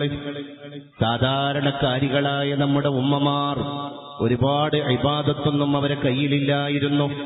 ഒരുപാട് ഹജ്ജൊന്നും അവരെ അക്കൗണ്ടിൽ ഇല്ലായിരുന്നു, ഒരുപാട് ഇൽമൊന്നും അവരുടെ തലയിൽ കയറിയിട്ടില്ലായിരുന്നു. ആകെ ഒരൊറ്റ സാധനാണ് അവരുടെ കൽബിന്റെ ഉള്ളിലുണ്ടായത്. ഹുബ്ബുൻ നബി അലൽ ഇൻസാനി മുഫ്തറബു വഹബ്ബു അസ്ഹാബിഹി നൂറൻ ബിബുർഹാനി. പരിശുദ്ധ ഹബീബിനോടുള്ള മഹബത്ത് ഒന്ന് മാത്രം. അങ്ങനെ രാത്രി സ്വലാത്ത് ചൊല്ലി എണ്ണമില്ലാത്ത സ്വലാത്തുകൾ മദീനത്തേക്ക് പറഞ്ഞയച്ചപ്പോ ഒരുപാട് രാത്രികളുടെ സ്വലാത്ത് പൂർത്തിയായപ്പോ ഉമ്മാന്റെ മുമ്പിലേക്ക് ഒരു ശുഭ്രവസ്ത്രധാരിയായ ഹബീബ് കടന്നു വരികയാണ്. ആ മാതാവിനോട് ചോദിച്ചു, എങ്ങനെയാണ് നിങ്ങൾ കണ്ട മനുഷ്യൻ? അത് റസൂലാണ്. അപ്പൊ ഉമ്മ നബിതങ്ങളെ സ്വപ്നത്തിൽ കണ്ടിട്ടുണ്ടെങ്കിൽ കണ്ട ഉമ്മ നിങ്ങൾ ഉറപ്പിച്ചോ, അത് 100% ഞാൻ തന്നെയാണ് എന്ന് ഹബീബ് മുസ്തഫ സല്ലല്ലാഹു അലൈഹി വസല്ലം. കാരണം ഇബ്ലീസുൽ ലഈനിന് എന്റെ രൂപത്തിൽ വേഷപ്രച്ഛന്നനാകാൻ മാത്രം കഴിയൂല. ലോകത്ത് മറ്റെല്ലാവരുടെയും വേഷം കെട്ടാൻ അല്ലാഹു തആല ഇബ്ലീസിന് കൽപ്പ് കൊടുത്തിട്ടുണ്ട്. ഇബ്ലീസുൽ ലഈൻ മുഹമ്മദിന്റെ വേഷം കെട്ടൂല. അതുകൊണ്ട് ഞാൻ എന്ന രീതിയിൽ നിങ്ങൾ ഒരാളെ സ്വപ്നത്തിൽ കണ്ടിട്ടുണ്ടെങ്കിൽ അത് ഞാൻ തന്നെയാണ് എന്ന് അല്ലാഹുവിന്റെ ഹബീബ് നമ്മളോട് സന്തോഷ വാർത്ത അറിയിച്ചതാണ്. അപ്പോഴാണ് നമ്മളെ ഉമ്മ നല്ല HD ക്ലാരിറ്റിയിൽ റസൂലുള്ളാഹിനെ കണ്ട ഉമ്മമാരുണ്ട്. അവരോട് ചോദിച്ചു, നിങ്ങൾ എങ്ങനെയാണ് നബിയെ കണ്ടത്? പരിശുദ്ധ റസൂലുള്ളാഹിന്റെ മുഖം എങ്ങനെയായിരുന്നു? അതിങ്ങനെ വെട്ടിത്തിളങ്ങുന്നുണ്ട്. അവിടത്തെ പുരികം അസജ്ജൽ ഹാജിബൈൻ, അവിടത്തെ 2 പുരികങ്ങളും വളഞ്ഞ പുരികങ്ങളാണ്. അവിടത്തെ നെറ്റിത്തടം കുറച്ച് വീതിയുള്ള നെറ്റിത്തടമാണ്. അവിടത്തെ പല്ലുകൾക്കിടയിൽ ചെറിയ ചെറിയ വിടവുകൾ എന്ന് പറഞ്ഞാൽ ഓരോ പല്ലുകളും വേറിട്ട് കാണുന്ന രീതിയിൽ മുല്ലപ്പൂവിന്റെ മണി പോലെ, മുത്തുമണി പോലെ, അതിന്റെ പൂമൊട്ട് പോലെ വെട്ടിത്തിളങ്ങുന്ന പരിശുദ്ധ റസൂലുള്ളാഹിന്റെ ദന്തനിരകൾ. റസൂലുള്ളാഹിന്റെ കഴുത്തിലെ രോമം ചരിത്രത്തിലുണ്ട്. അവിടത്തെ ബത്തുനും സദറും സവാ ഒരുപോലെയാണ്. റസൂലുള്ളാഹിന്റെ ചെസ്റ്റും റസൂലുള്ളാഹിന്റെ വയറും ഒരു പലക വെച്ച പോലെയാണ്. ഒന്നിനേക്കാൾ മറ്റൊന്ന് ഉയരത്തിലല്ല. റസൂലുള്ളാഹിന്റെ ശരീരത്തിന്റെ ആകൃതി ഇദാ മശാ, എന്റെ മുമ്പിലൂടെ സ്വപ്നത്തിൽ നടന്നു വന്ന മുസ്തഫ സല്ലല്ലാഹു അലൈഹി വസല്ലം ഒരു കുന്ന് ഇറങ്ങി വരും പോലെയാണ് നടന്നു വന്നത്. അത് സ്വഹാബത്തും പറഞ്ഞതാണ്. നബി തങ്ങൾ നടന്നു വരും ഒരു കുന്നിന്റെ മുകളിൽ നിന്ന് ഇറങ്ങി വരികയാണ് നബിതങ്ങൾ എന്ന്.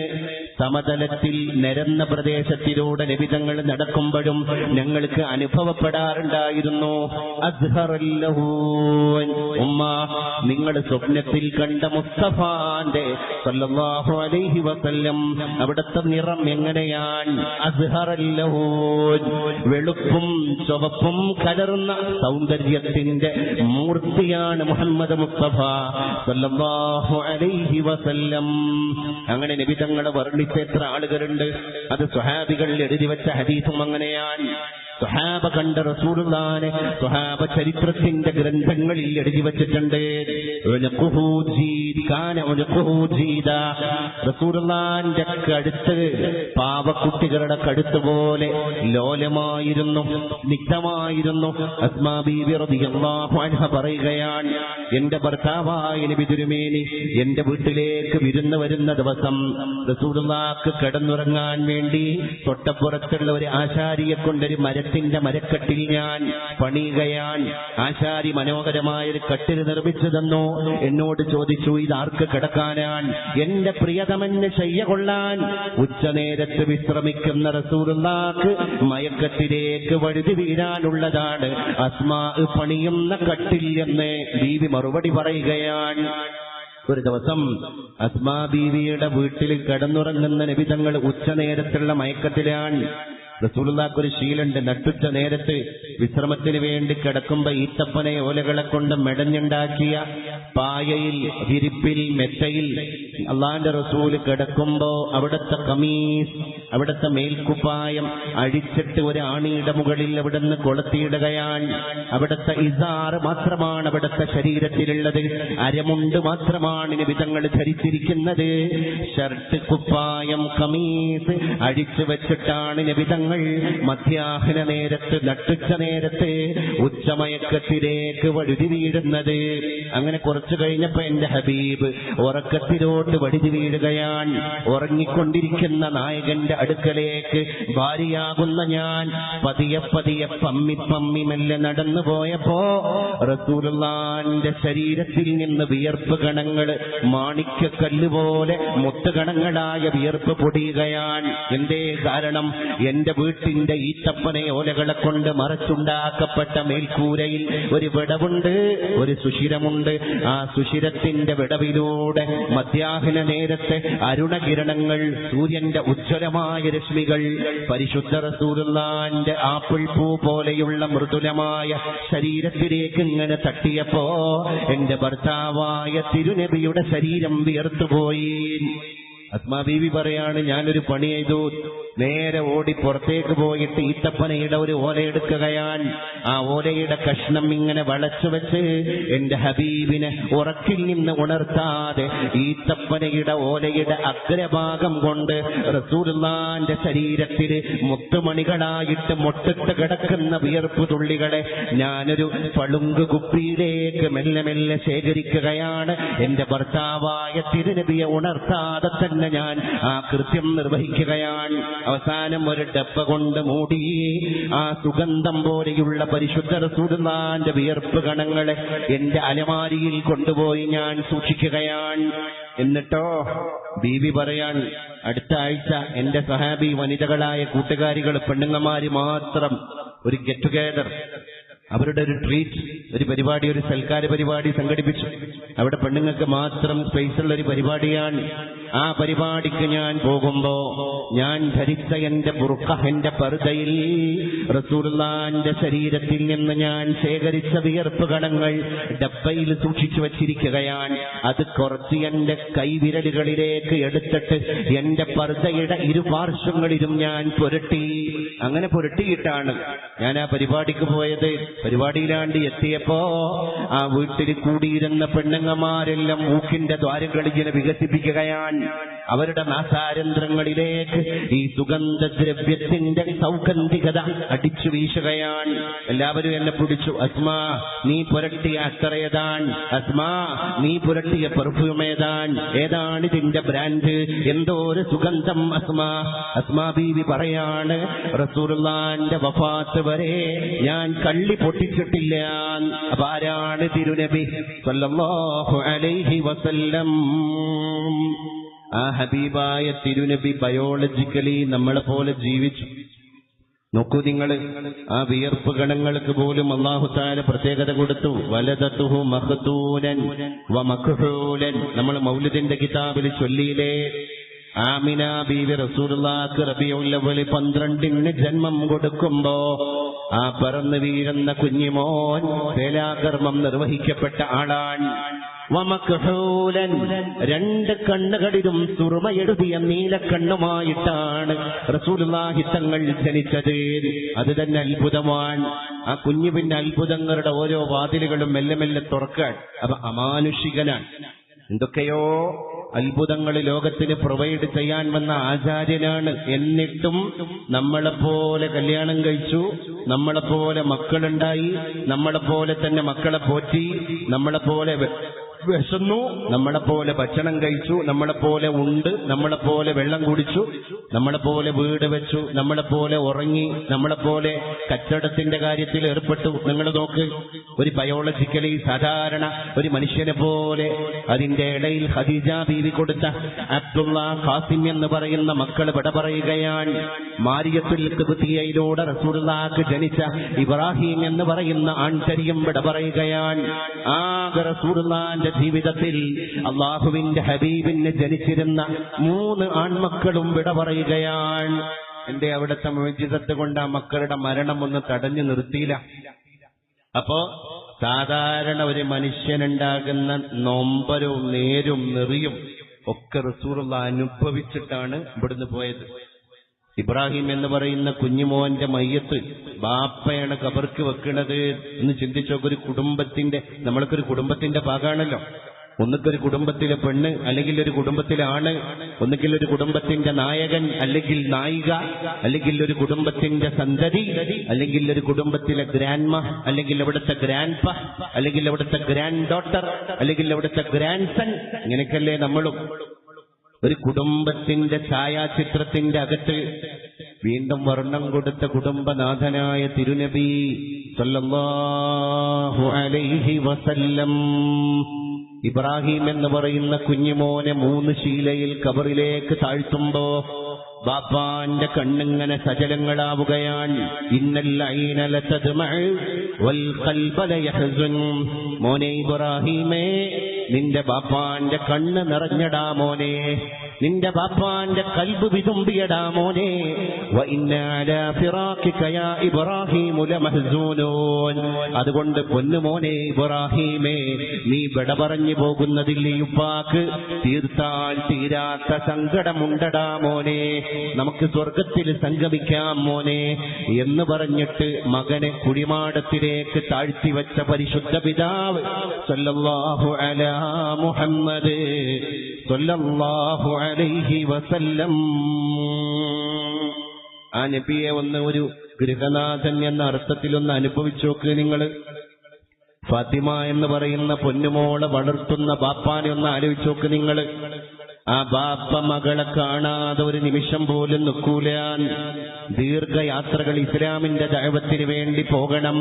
സഹാബത്തിനോട് ചട്ടം കെട്ടാൻ പറഞ്ഞു, കാഫില ശരിയാക്കാൻ പറഞ്ഞു, ഭക്ഷണ സാധനങ്ങൾ റെഡിയാക്കാൻ പറഞ്ഞു, ടെന്റ് കെട്ടേണ്ട സാധനങ്ങൾ, ടെന്റിനുള്ള ഖൈമകൾ റെഡിയാക്കാൻ പറഞ്ഞു. ദിവസങ്ങളോളം നീണ്ടുകിടക്കുന്ന യാത്രയാണ് പ്രബോധനത്തിന്റെ യാത്ര.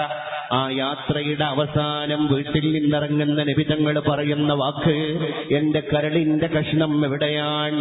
എനിക്ക് അവസാനം കാണേണ്ടത് എന്റെ ചോരയായ, എന്റെ പുത്രിയായ, എന്റെ കണ്ണിന്റെ കൃഷ്ണമണിയായ, എന്റെ ചെങ്കിലെ ചോരയായ, എന്റെ ഹൃദയത്തിന്റെ തുടിപ്പായ ഫാത്തിമയെ ആണ്.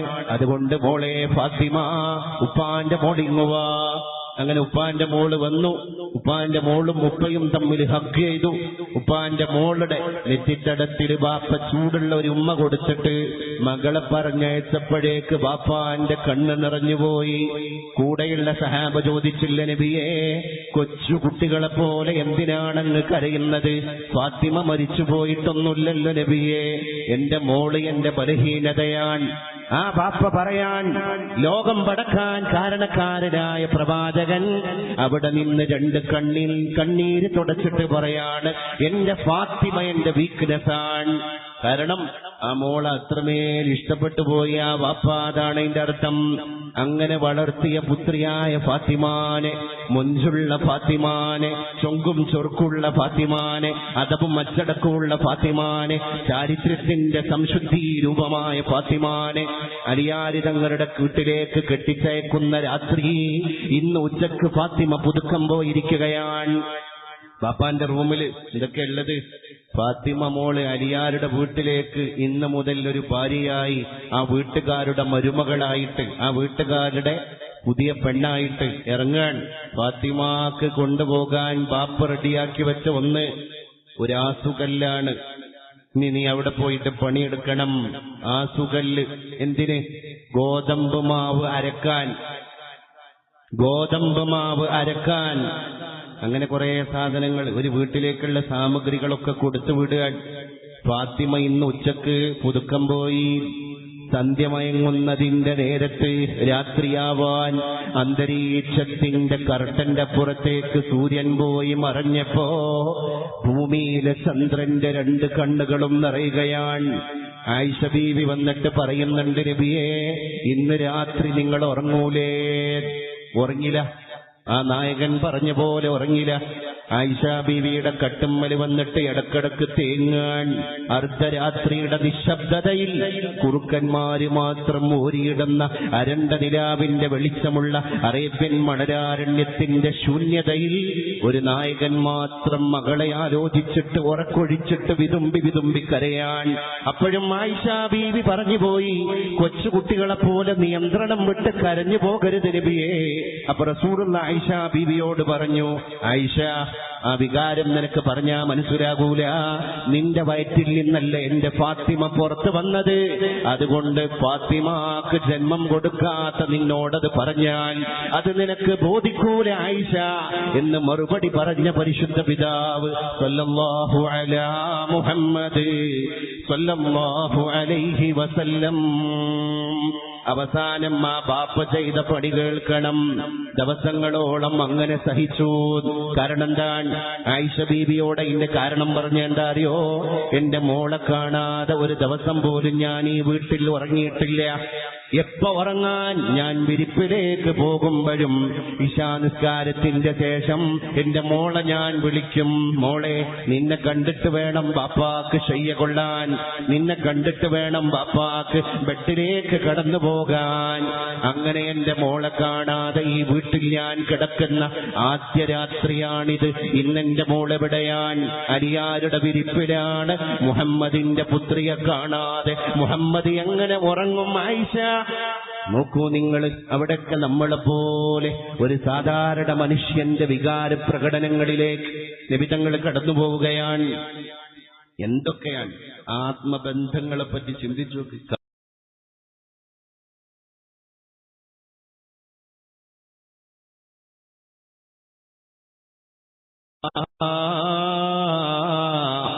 യുർലീഹി കുല്ലു മൻ യുർലീഹി.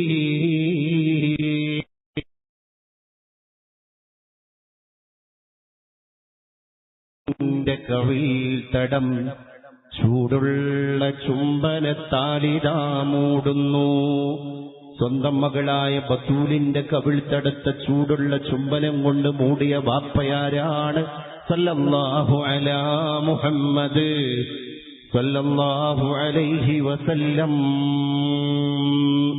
നമുക്ക് മക്കളെ നഷ്ടപ്പെടുന്നു എന്ന് പലപ്പോഴും നമ്മൾ പേടിക്കണം.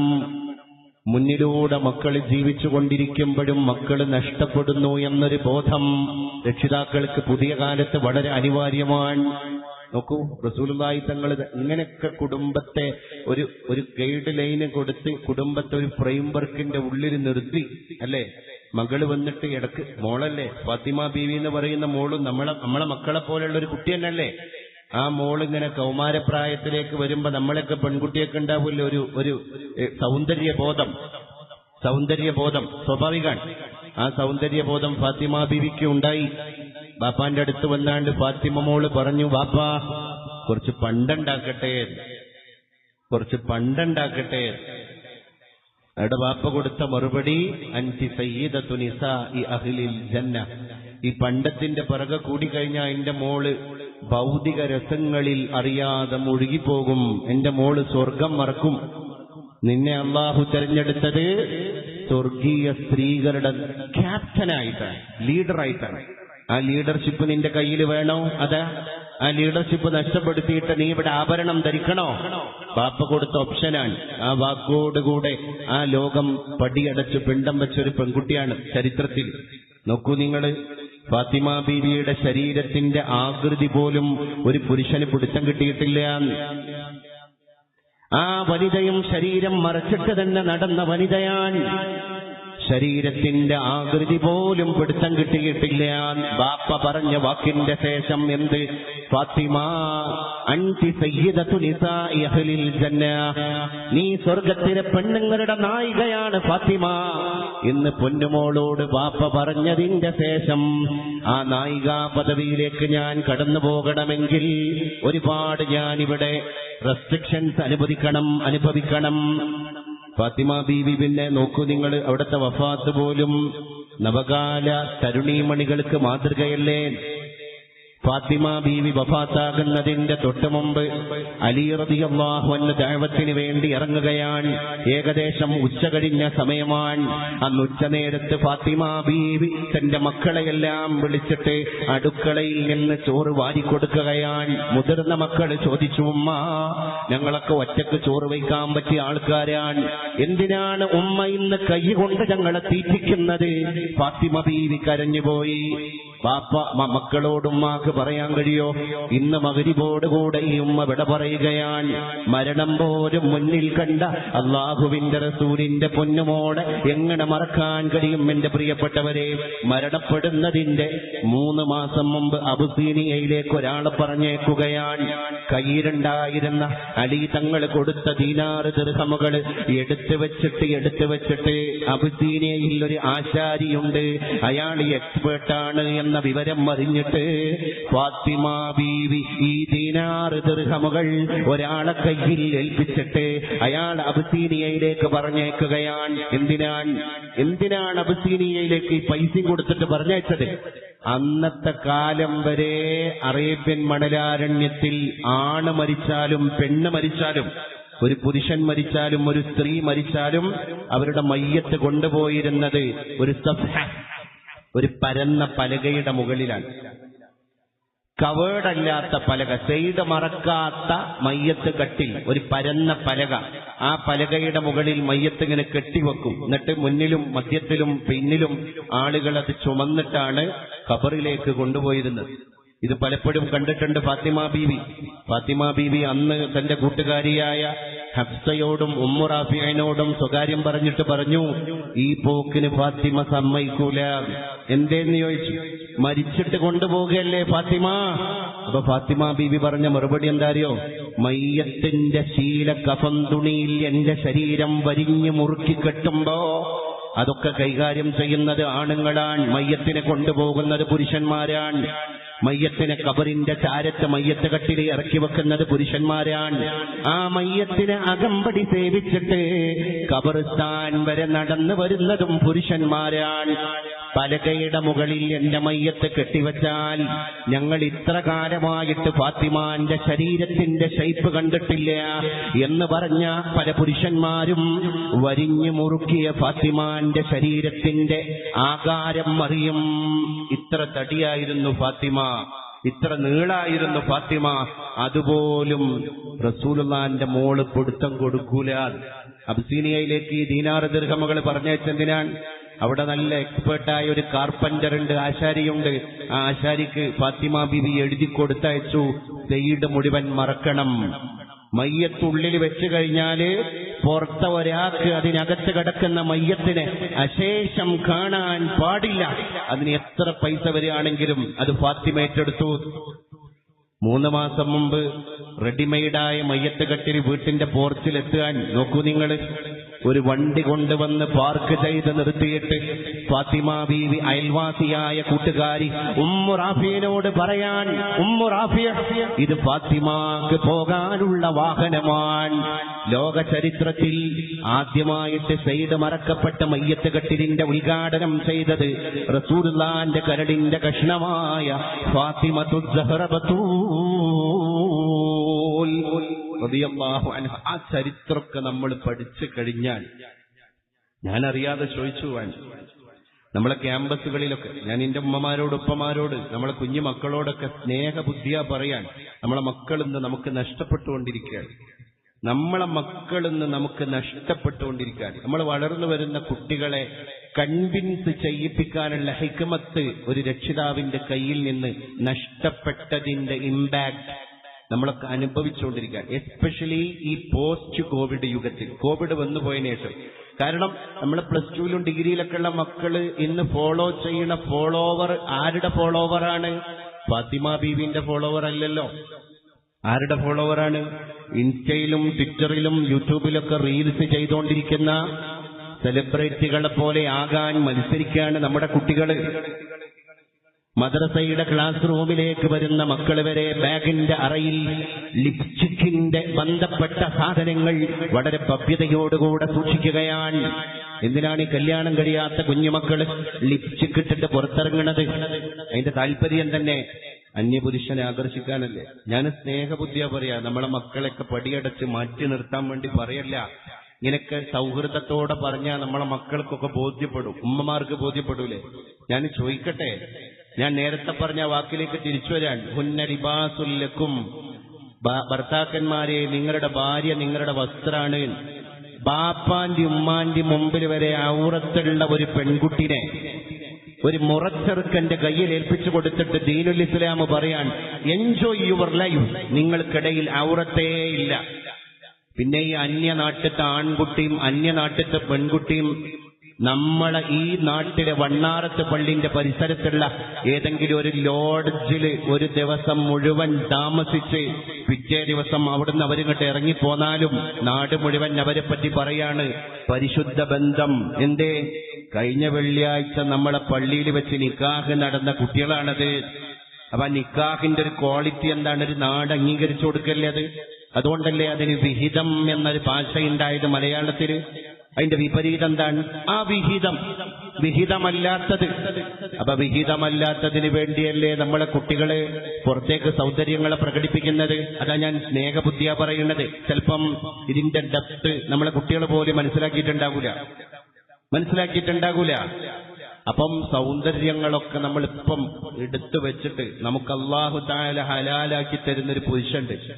ആ പുരുഷന്റെ മുമ്പിൽ ഈ സൗന്ദര്യങ്ങള് നമ്മൾ ഉപയോഗിച്ചിട്ടില്ലെങ്കിൽ അത് വൻ കുറ്റമാണ്. പെണ്ണിന്റെ മുമ്പിൽ പുരുഷനും സൗന്ദര്യം ഉപയോഗിക്കണം. ഹലാലായ രീതിയിൽ തന്റെ പുരുഷനോട് ഒരു പെണ്ണ് പറയാൻ, ഹലാലായ രീതിയിൽ ഞാൻ ഇഷ്ടപ്പെടുന്നൊരു വേഷം നിങ്ങൾ ധരിക്കണം, നിങ്ങൾ അങ്ങനെ കാണാനാണ് എനിക്കിഷ്ടം, അവൾക്ക് വേണ്ടി അയാളത് ധരിക്കണം. പിന്നെ ആർക്കുള്ളതാ നമ്മള്? അയാൾക്ക് വേണ്ടി അവളും ധരിക്കണം. കണ്ണെടുക്കുന്നത് ഭർത്താവിനാണ്, ഐലൈനർ ഭർത്താവിനാണ്, മസ്കാരോ ഭർത്താവിനാണ്, റോസ് പൗഡർ ഭർത്താവിനാണ്, ലിപ്സ്റ്റിക് ഭർത്താവിനാണ്, മുടിയഴകുകൾ ഭർത്താവിനാണ്, കാർക്കൂന്തൽ ഭർത്താവിനാണ്. കാരണം നിങ്ങൾ രണ്ടുപേരും തമ്മിൽ ഔറത്തേ ഇല്ല. നോക്കൂ, നിങ്ങളൊരു കുടുംബത്തിന്റെ പ്യൂരിറ്റി. ഇന്ന് സങ്കടം എന്ന് പറയട്ടെ, ഈ യൂട്യൂബിലെ റീൽസ് ഒക്കെ കണ്ടിട്ട് ഇന്ന് പല കുട്ടികളും മാരിറ്റൽ എന്ന് പറഞ്ഞാൽ മാരിറ്റൽ ലൈഫിലേക്ക് കയറുന്നതിന്റെ മുമ്പ് അവരുടെ ഒരു ഇമാജിനേഷൻ ഇങ്ങനെയൊക്കെയാണ് യഥാർത്ഥ മാരേജ് ലൈഫ് എന്നാണ്. +2 പഠിക്കുമ്പോഴേ നമ്മളെ കുട്ടികൾ ഈ യൂട്യൂബിലെ വീഡിയോസ് ഒക്കെ കണ്ടിട്ട് ഈ കപ്പിൾസിന്റെ മാതിരി തന്നെ ആയിരിക്കും നമ്മളെയും ജീവിതം. കാരണം ഇവര് ഫോട്ടോഷൂട്ട് അല്ലെ, പ്രീ മാരിറ്റൽ ഫോട്ടോഷൂട്ട്, യഥാർത്ഥ കല്യാണം വരുന്നതിന്റെ മുമ്പ് തന്നെ അങ്ങോട്ടും ഇങ്ങോട്ടും വള ആഭരണം കൈമാറിക്കഴിഞ്ഞാല് പിന്നെ അവൾ അയാൾക്ക് സ്വന്തമായി. ഇത് ഏത് മതത്തിന്റെ കൺസെപ്റ്റാ? അപ്പൊ അങ്ങനെ ഒരു പെൺകുട്ടിയെ വിവാഹം ചെയ്യാൻ രക്ഷിതാക്കൾ കുഫുവത്ത ബന്ധം കണ്ടെത്തി കഴിഞ്ഞ് ഉറപ്പിച്ചിട്ടുണ്ടെങ്കിൽ എന്റെ പൊന്നു രക്ഷിതാക്കളോട് സ്നേഹബുദ്ധിയ പറയുന്നു, വളരെ അടിയന്തിരമായിട്ട് നിങ്ങൾ നിക്കാഹ് നടത്തണം. നിക്കാഹിന് അത്രയും വലിയ കോപ്പും പകിട്ടും കൊഴുപ്പൊന്നും വേണ്ട. നിങ്ങൾക്കറിയാമോ എത്ര ലളിതായിട്ട് ചെയ്യാൻ കഴിയുന്ന ഒരു സാധനമാണിത്. 2 സാക്ഷികളുണ്ട്, ഒരു ഖബിൽതു എന്ന് പറഞ്ഞാൽ ബന്ധം ഹലാലായി. അബ്ദുറഹ്മാൻ ഇബ്നു ഔഫ് റളിയല്ലാഹു അൻഹു നബി തങ്ങളായിട്ട് എത്ര അടുത്ത ആളാണ്. നിക്കാഹ് വളരെ ലളിതാക്കി. ഒരു ദിവസം മദീനത്തെ പള്ളിയിൽ ദുഹ്ർ നിസ്കരിക്കാൻ വന്നപ്പോ നല്ല വെള്ള കമീസ് ധരിച്ചിട്ട് വന്ന അബ്ദുറഹ്മാന്റെ ശരീരത്തിൽ മുഴുവൻ പച്ച അത്തറിന്റെ പാട്, ആൾക്ക് നല്ല പരിമളം. സലാം വീട്ടിയ ശേഷം നബി തങ്ങൾ കൈ കൊടുത്തിട്ട് അബ്ദുറഹ്മാനോട് ചോദിക്കുകയാണ്, പ്രിയപ്പെട്ട അബ്ദുറഹ്മാനെ, എല്ലാ ദിവസവും ഇല്ലാത്ത മാതിരി അത്തറിൽ കുളിച്ചണല്ലോ നിങ്ങള്, നല്ല സുഗന്ധമുണ്ടല്ലോ നിങ്ങളെ. അബ്ദുറഹ്മാൻ തങ്ങൾ പരിശുദ്ധ റസൂലിനോട് അതിന്റെ കാരണം പറഞ്ഞത് ചരിത്രത്തിൽ കാണാം. പുണ്യ നബിയേ, ഇന്നലെ രാത്രി എന്റെ നിക്കാഹായിരുന്നു നബിയേ. റസൂലുള്ളാഹി തങ്ങൾ പള്ളിയിൽ എണീച്ചെന്നിട്ട് അബ്ദുറഹ്മാനെ ബഹിഷ്കരിക്കണം, റിമൂവ് ചെയ്യണം എന്നൊന്നും പറഞ്ഞിട്ടില്ല. കാരണം നമ്മളോട് നിക്കാഹ് പറഞ്ഞിട്ടില്ല. ബാറക്കല്ലാഹു ലക്കുമാ, അവിടുന്ന് ദ്വാരം കൊടുത്തു, നിങ്ങൾക്ക് രണ്ടാക്കും പടച്ചവൻ ബർക്കത്തുള്ള ജീവിതം തരട്ടെ. ഞാനിത് പറഞ്ഞെന്തിനാ? ഇത്ര ലളിതാണ് നമ്മളൊക്കെ നിക്കാഹ്. എന്നിട്ട് നമ്മളെ മക്കൾ ഇന്ന് ഉപരിപഠനം നടത്താൻ വേണ്ടി പോവുകയാണ്. മകൻ അവിടെയാണ് പഠിക്കുന്നത്, മകള് അവിടെയാണ് പഠിക്കുന്നത്. മരുവന് ഈ ഓണം വെക്കേഷനിൽ വന്നപ്പം അങ്ങോട്ട് പോയിട്ടുണ്ട്. ബാപ്പ പറയാം, ഭയങ്കര അഭിമാന ബോധത്തിൽ പറയാം, നിക്കാഹ് കഴിഞ്ഞിട്ടില്ല. ഇവര് പരസ്പരം ആഭരണം കൈമാറിയിട്ടേ ഉള്ളൂ. ആഭരണം ഇട്ടുകൊടുത്ത് നല്ല മൊഞ്ചായിട്ട് മിഠായും സാധനങ്ങളൊക്കെ കൊടുത്തിട്ട് പറയാണ്, രണ്ടാളും തമ്മിൽ കണ്ടു ഉറപ്പിച്ചിട്ടുണ്ട്. ഇപ്പൊ ഈ ഓണം വെക്കേഷനിൽ ഓള് പഠിക്കുന്നിടത്തേക്ക് ഓൻ പോയിട്ടുണ്ടായിരുന്നു. ഒരു 5-8 ദിവസം അവിടെ താമസിച്ചിട്ടാണ് അവൻ തിരിച്ചു പോകുന്നത്. എന്നാ നിക്കാഹ് ഇൻഷാ അല്ലാഹ് നിക്കാഹ് അവളെ പഠനം കഴിഞ്ഞിട്ട്. ഇത് വളരെ സെക്യുലർ മനോഭാവത്തോടു കൂടെ പറയുന്ന മുസ്ലിം നമ്മളെ പശ്ചാത്തലങ്ങളൊക്കെ ഇടിഞ്ഞു പൊളിഞ്ഞു പോയില്ലേ? നമ്മളൊക്കെ ഒരു തരം മതനിരാസത്തിലേക്ക് പോയില്ലേ? നമ്മളെ കുടുംബം ഇത് കാണില്ലേ? നമ്മളെ മക്കള്. എന്നിട്ട് നമ്മളെ അടുത്ത ബന്ധത്തുനിന്നും അകന്ന ബന്ധത്തുനിന്നൊക്കെ ഇങ്ങനെ പറഞ്ഞു ഉറപ്പിച്ചിട്ടുള്ള ബന്ധങ്ങളിൽപ്പെട്ട കുട്ടികൾ ബുള്ളറ്റിൽ കറങ്ങണത്, കാറിൽ പോകണതൊക്കെ എല്ലാ വീഡിയോസിലും വരികയാണ്. അവർ ഇൻസ്റ്റയിൽ പോസ്റ്റ് ചെയ്യുന്നു. അല്ലെങ്കിൽ ഇതൊക്കെ പ്രകടനപരതയല്ലേ? ഇന്ന് പ്രകടിപ്പിച്ച് ഞങ്ങൾ ജീവിതം എൻജോയ് ചെയ്യുന്നുണ്ട് എന്ന് കാണിച്ചു കൊടുക്കാനാണല്ലോ ഇപ്പൊ റിസ്ക്. ഇംഗ്ലീഷുകാർ പൊതുവെ പറയും നമുക്കിപ്പോ ജീവിതം എൻജോയ് ചെയ്യാൻ വലിയ ചെലവൊന്നുമില്ല. It is easy to enjoy the life but hard to convince it to others. ഇന്ന് ജീവിതം അടിച്ചു പൊളിക്കാൻ വലിയ ചെലവൊന്നുമില്ല. പക്ഷെ ഞാൻ ജീവിതം അടിച്ചു പൊളിക്കുന്നുണ്ട് എന്ന് 4 ആളെ ബോധ്യപ്പെടുത്താനാണ് ഇപ്പൊ ഇന്നത്തെ കാലത്ത് റിസ്ക്. അപ്പൊ സോഷ്യൽ മീഡിയ ഉള്ളിടത്തോളം നമ്മളൊക്കെ മനോഭാവങ്ങൾ അങ്ങനെയായി, നമ്മളെ മക്കളെ മനോഭാവങ്ങൾ അങ്ങനെയായി. എന്ത്, ഞാൻ ലൈഫ് എൻജോയ് ചെയ്താൽ പോരാ, പിന്നെ ഞാനിവിടെ അടിച്ചു പൊളിക്കുന്നുണ്ട് എന്ന് എന്റെ കുടുംബത്തിലെ, എന്റെ നാട്ടിലെ 4 ആൾ അറിയണം. അതിനാണ് സ്റ്റാറ്റസ്. അപ്പൊ ഇവന് കുറച്ച് ആൾക്കാരോട് അല്ലെങ്കിൽ ഇവൾക്ക് കുറച്ച് ആൾക്കാരോട് ഒരു പ്രതികാരം ഉണ്ടാകും. അന്ന് കാട്ടിത്തരാന്ന് പറഞ്ഞിട്ടുണ്ടാകും. അപ്പൊ ഇന്ന് കിട്ടിയ തക്കത്തില് താപ്പിന് ഈ മനോഹരമായ ടൂർ പോയ ഫോട്ടോസ്, ഈ മൊഞ്ചുള്ള വസ്ത്രങ്ങൾ വാങ്ങിയ ഫോട്ടോസ്, ആ സ്ട്രീറ്റിൽ പങ്കെടുത്തത്, ഈ ഗെറ്റ് ടുഗെദറിൽ പങ്കെടുത്തതിന്റെ ഫോട്ടോസും വീഡിയോസും ഒക്കെ എടുത്ത് അത് സമ്മിശ്രമായ ഒരു സ്റ്റാറ്റസ് ആക്കി മാറ്റിയിട്ട് ഓൻ പിറ്റേന്ന് രാവിലെ ഇങ്ങനെ നോക്കുകയാണ്, ഞാൻ ഉദ്ദേശിച്ച ആൾക്കാരൊക്കെ കണ്ടോ? കണ്ടാൽ സ്റ്റാറ്റസ് ഓഫ്, കണ്ടില്ലേ സ്റ്റാറ്റസ് പിന്നെയും കറങ്ങുകയാണ്. അപ്പോ മറ്റുള്ളവരെ ബോധ്യപ്പെടുത്താനുള്ളൊരു പ്രകടന പരതയായി നമ്മളെ മക്കളെ ജീവിതം. നല്ല ഭക്ഷണ വിഭവങ്ങളൊക്കെ ഉള്ളൊരു തീന്മേശ പഴയ കാലത്ത് കണ്ടാല് അന്ന് അള്ളാനെ ശുക്ർ ചെയ്യും, പഠിച്ചോനെ ഇങ്ങനത്തെ ഭക്ഷണമൊന്നും ഇപ്പത്തെ കാലത്ത് കിട്ടൂലല്ലോ, 5 പൈസന്റെ മുടക്കില്ലാതല്ലേ ഈ തീന്മേശയില് ഇത്രയും പ്രോട്ടീനുകളുള്ള, ഇത്രയും ഹരിതകങ്ങളുള്ള, ഇത്രയും അന്നജമുള്ള ഭക്ഷണം ഞാൻ കഴിക്കണത്. അവരിങ്ങനെ ശുക്ർ ചെയ്യാൻ, അവരാ ഭക്ഷണം ചവച്ചരച്ച് കഴിക്കാൻ. ഇന്നത്തെ കൗമാരക്കാരായ മക്കൾ ഇങ്ങനെ വർണ്ണ വിഭവങ്ങളുള്ള ഒരു തീന്മേശ കണ്ടാല് എടാ തിന്നല്ലേ, അവന്റെ പാന്റിന്റെ പോക്കറ്റിൽ നിന്നൊരു ഐഫോണിന്റെ ക്യാമറ ഓൺ ചെയ്തിട്ടത് സെൽഫി എടുത്ത് ഗ്രൂപ്പിലേക്ക് മുഴുവൻ സ്പ്രെഡ് ചെയ്താൽ അവൻ തന്നെ പറയും ഇപ്പൊ വയറ് നിറഞ്ഞു. But hard to convince it to others. ഇത് വല്ലാത്തൊരു അസുഖമാണ്. ഇങ്ങനെ ഈ സോഷ്യൽ മീഡിയ കാലത്ത് നമ്മളെ പിടികൂടിയ ഇങ്ങനെയുള്ള ചെറിയ ചെറിയ പ്രശ്നങ്ങളൊന്നും എടുത്തോക്ക് നിങ്ങൾ. അപ്പൊ നമ്മളെ കുട്ടിക്ക് അപ്പ പറഞ്ഞു കൊടുക്കണം. റസൂലുള്ളാഹിന്റെ ശൈലിയൊക്കെ അങ്ങനെയല്ലേ? ഒരു കുട്ടിന്റെ അടുത്ത് ദീനിന് വിരുദ്ധമായിട്ട്, മനുഷ്യത്വത്തിന് വിരുദ്ധമായിട്ട്, മര്യാദക്ക് വിരുദ്ധമായിട്ട് എന്തെങ്കിലും ഒരു അച്ചടക്കരാഹിത്യം കണ്ടാൽ അത് നീട്ടിവെക്കാതെ ഉടനെ തിരുത്തുന്ന പ്രകൃതമാണ് ഗുരുനാഥനായ, ഗൃഹനാഥനായ റസൂലുള്ളാഹിന്റെ പ്രകൃതം. അതെവിടെ നോക്ക് നിങ്ങൾ. ഖാലിദ് ഇബ്നുൽ വലീദ് റളിയല്ലാഹു അൻഹു പറയാൻ, നബി തങ്ങളുടെ കൂടെ ഞങ്ങളൊരു സദ്യാവട്ടത്തിൽ ഇരിക്കുകയാണ്. ഒരു വലിയ തളികയാണ് ഞങ്ങളെ ഭക്ഷണം കൊണ്ടുവന്ന് വച്ച പാത്രം. ഒരു ഭാഗത്ത് റസൂലുള്ളാഹിയുണ്ട്, മറ്റൊരു ഭാഗത്ത് ചെറിയ കുട്ടിയായ ഞാനുണ്ട്. സ്വഹാബികളായ വലിയ ആൾക്കാരൊക്കെ അപ്പുറത്ത് ഇപ്പുറത്ത് ഇരിക്കുന്നുണ്ട്.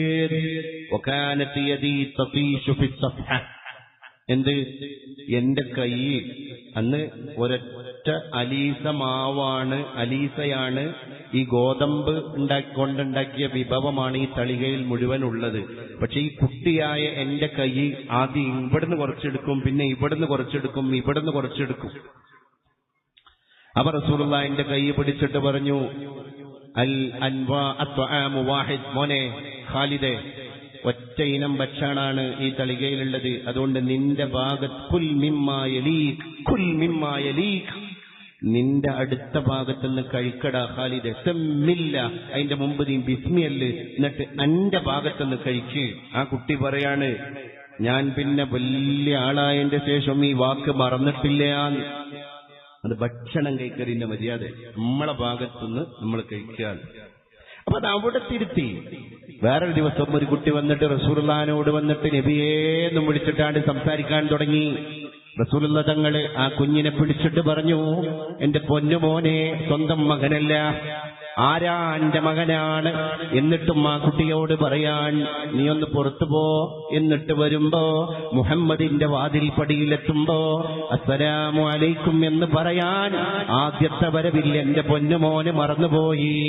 അതുകൊണ്ട് തിരിച്ചുപോയി മുഹമ്മദിന്റെ പടിവാതിൽക്കലെത്തുമ്പോ അഭിവാദ്യത്തിന്റെ സലാം പറഞ്ഞു പാടാമോനെ. ആ കുട്ടി ഭവ്യതയോടുകൂടെ തിരിച്ചുപോയി. റസൂലുള്ളാഹിന്റെ വാതിൽ പടിയിലെത്തിയപ്പോ അസ്സലാമു അലൈക യാ റസൂലല്ലാഹ് എന്ന് പറഞ്ഞിട്ട് സലാം പറഞ്ഞു കയറി വരികയാണ്. ആ മോനെ സലാം മടക്കിയിട്ട് ആശ്ലേഷിച്ചിട്ട് പറഞ്ഞു, ഇതാണ് എന്റെയും നിന്റെയും സംസ്കാരം. ആ കുട്ടി പിൽക്കാലത്ത് വലിയ സഹാബിയായി മാറി, വലിയ പണ്ഡിതനായി മാറി. ആ കുട്ടി പിന്നെ നടന്നത് സലാം പ്രചരിപ്പിക്കാൻ വേണ്ടിയാണ്. അങ്ങനെ മുസ്തഫ നബി തങ്ങൾ ഓരോ കോണ്ടസ്റ്റിലും മക്കളെ തർബിയത്ത് ചെയ്തത് നോക്കൂ നിങ്ങൾ. ഇത് നമ്മൾ ഇങ്ങനെ പറഞ്ഞു കൊടുത്ത. ഞാൻ മിന്നാന്ന് കാസർകോട്ട് ഒരു വീട്ടില് പരിപാടിക്ക് പോയി. അപ്പൊ അവിടെ ഭക്ഷണം കഴിക്കുമ്പോ ആയിഷ എന്ന് പറയുന്ന ഒരു കുഞ്ഞു മോളുണ്ട്. ഒരു 5 വയസ്സ് കഴിഞ്ഞിട്ടുള്ളൂ. എന്റെ കൈയും പിടിച്ചിട്ട് ഇങ്ങനെ പറഞ്ഞു, ഉസ്താദ് ആയിരിക്കണം എന്റെ പണ്ടാരം. പണ്ടാരം എന്ന് പറഞ്ഞാല് നമ്മളെ കാസിട്ടുണ്ട് പൈസ ഇട്ട് വെക്കണ ഈ പാത്രത്തിന്, മണ്ണിന്റെ പാത്രത്തിന്. അതിൽ ഞാൻ ഒരുപാട് പൈസ ഇട്ട് വെച്ചിട്ടുണ്ട്. എനിക്കത് നിറഞ്ഞാല് മുത്തനബിനെ കാണാൻ പോണം. അത് ആ കുട്ടിയുടെ ഒരു വികാരാണ്. അത് എങ്ങനെ പിക്ചറൈസ് ചെയ്യേണ്ടാകും ആയിഷ മോള് ഒന്ന് ചിന്തിച്ചു നോക്ക് നിങ്ങൾ. ആ കുട്ടി ഓരോ ഊണിലും ഉറക്കിലും അതെന്തുകൊണ്ടാണ്? അവളമ്മ ചിലപ്പോ അങ്ങനെ പറഞ്ഞു കൊടുത്തിട്ടുണ്ടാകും. ഇപ്പൊ അവളുടെ എല്ലാ കാര്യങ്ങളും അതിനാണ്. അപ്പൊ ഇന്നത്തെ സോഷ്യൽ മീഡിയ കാലത്ത് നമ്മൾക്ക് മക്കളെ ഇങ്ങനെ എന്തെങ്കിലുമൊക്കെ ടിപ്സ് ക്യാപ്സൂൾസ് കൊടുത്താണ്ട് അച്ചടക്കത്തിൽ നിർത്താനുള്ള സമയമില്ല, സാവകാശമില്ല. അതില്ല എന്നുള്ള സങ്കടത്തിന്റെ ഒക്കെ അപ്പുറത്ത് നമ്മളാരും പറയാതെ, നമ്മളാരും പണിയെടുക്കാതെ നമ്മളെ മക്കൾ ഇപ്പുറത്ത് വലിയൊരു ഭീകരമായ അപകടത്തിലേക്ക് എടുത്തിയാണ്. കാരണം ഈ ഫോൺ സ്ക്രോൾ ചെയ്യുമ്പോൾ അവർ കാണുന്ന വീഡിയോസ്, മിന്നി മറിഞ്ഞുകൊണ്ടിരിക്കുന്ന ഓരോ ക്യാപ്ഷൻ നമ്മളെ കുട്ടിയെ സ്ട്രൈക്ക് ചെയ്യാൻ, പിടിച്ചു വെക്കാൻ.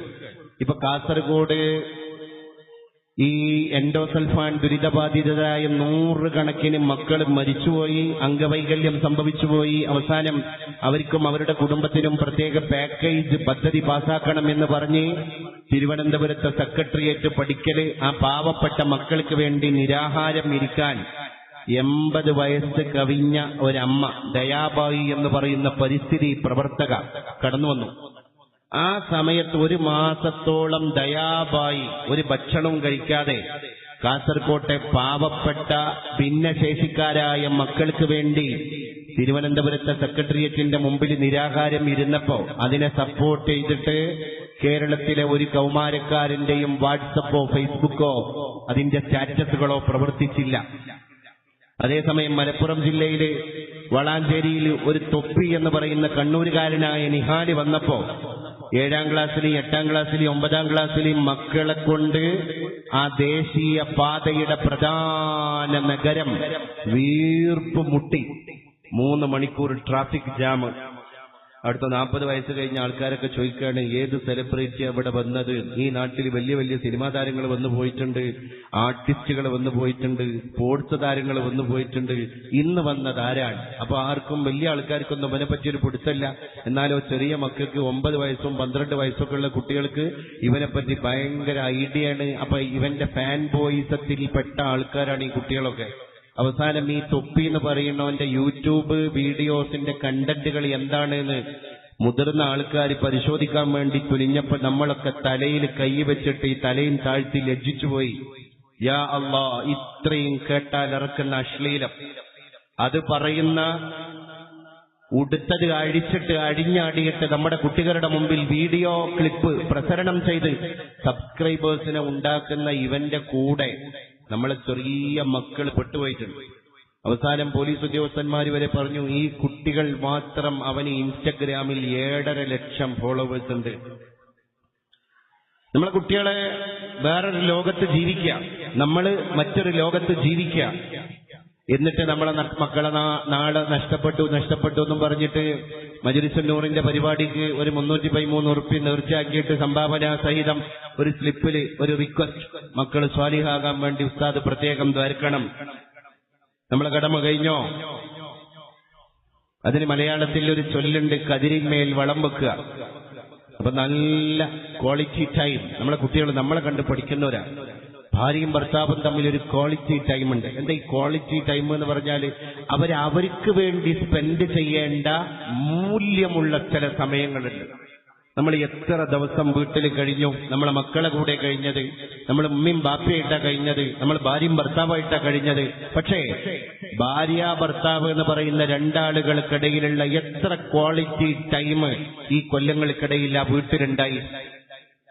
ശരിക്കും അന്വേഷിച്ചാൽ ഉണ്ടായിട്ടേ ഉണ്ടാവില്ല. ക്വാളിറ്റി ടൈം, രണ്ടാൾക്കും ഒന്ന് സ്നേഹിക്കാൻ, രണ്ടാൾക്കും ആ പഴയ സ്നേഹങ്ങളൊക്കെ ഒന്ന് പൊടി തട്ടിയെടുക്കാൻ. നോക്കൂ നിങ്ങൾ, സ്നേഹിക്കാനും പ്രണയിക്കാനും അള്ളാഹു സ്വാതന്ത്ര്യം തന്ന ഒരു പ്ലാറ്റ്ഫോമാണല്ലോ ദാമ്പത്യം.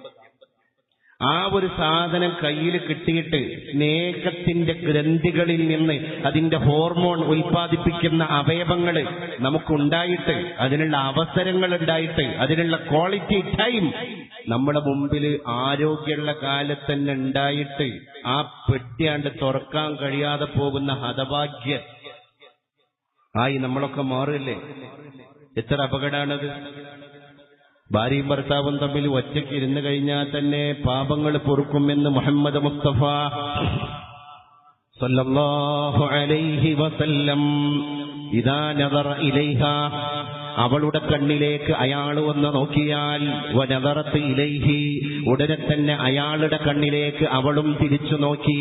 എന്നാൽ നദറല്ലാഹു ഇലൈഹിമാ, ഈ രണ്ടുപേരുടെയും കൽബിലേക്ക് മൂന്നാമനാകുന്ന അള്ളാഹു നോക്കുന്നതാണ് നദറത്ത് റഹ്മ, കാരുണ്യത്തിന്റെ നോട്ടം നോക്കുന്നതാണ്. ആരാണിത് പറഞ്ഞു തന്നത്? നിങ്ങളുടെ വിവാഹം കഴിഞ്ഞിട്ട് വർഷങ്ങളാവട്ടെ, നിങ്ങൾ ഇങ്ങനെ കണ്ണോട് കൈമാറിക്കഴിഞ്ഞാൽ അല്ലാഹു ആകുന്ന തമ്പുരാൻ നിങ്ങളുടെ രണ്ടുപേരുടെയും നിങ്ങളുടെ മക്കളുടെയും ജീവിതത്തിലേക്ക് റഹ്മത്തിന്റെ നോട്ടം ഇട്ടുതരുന്നതാണ്.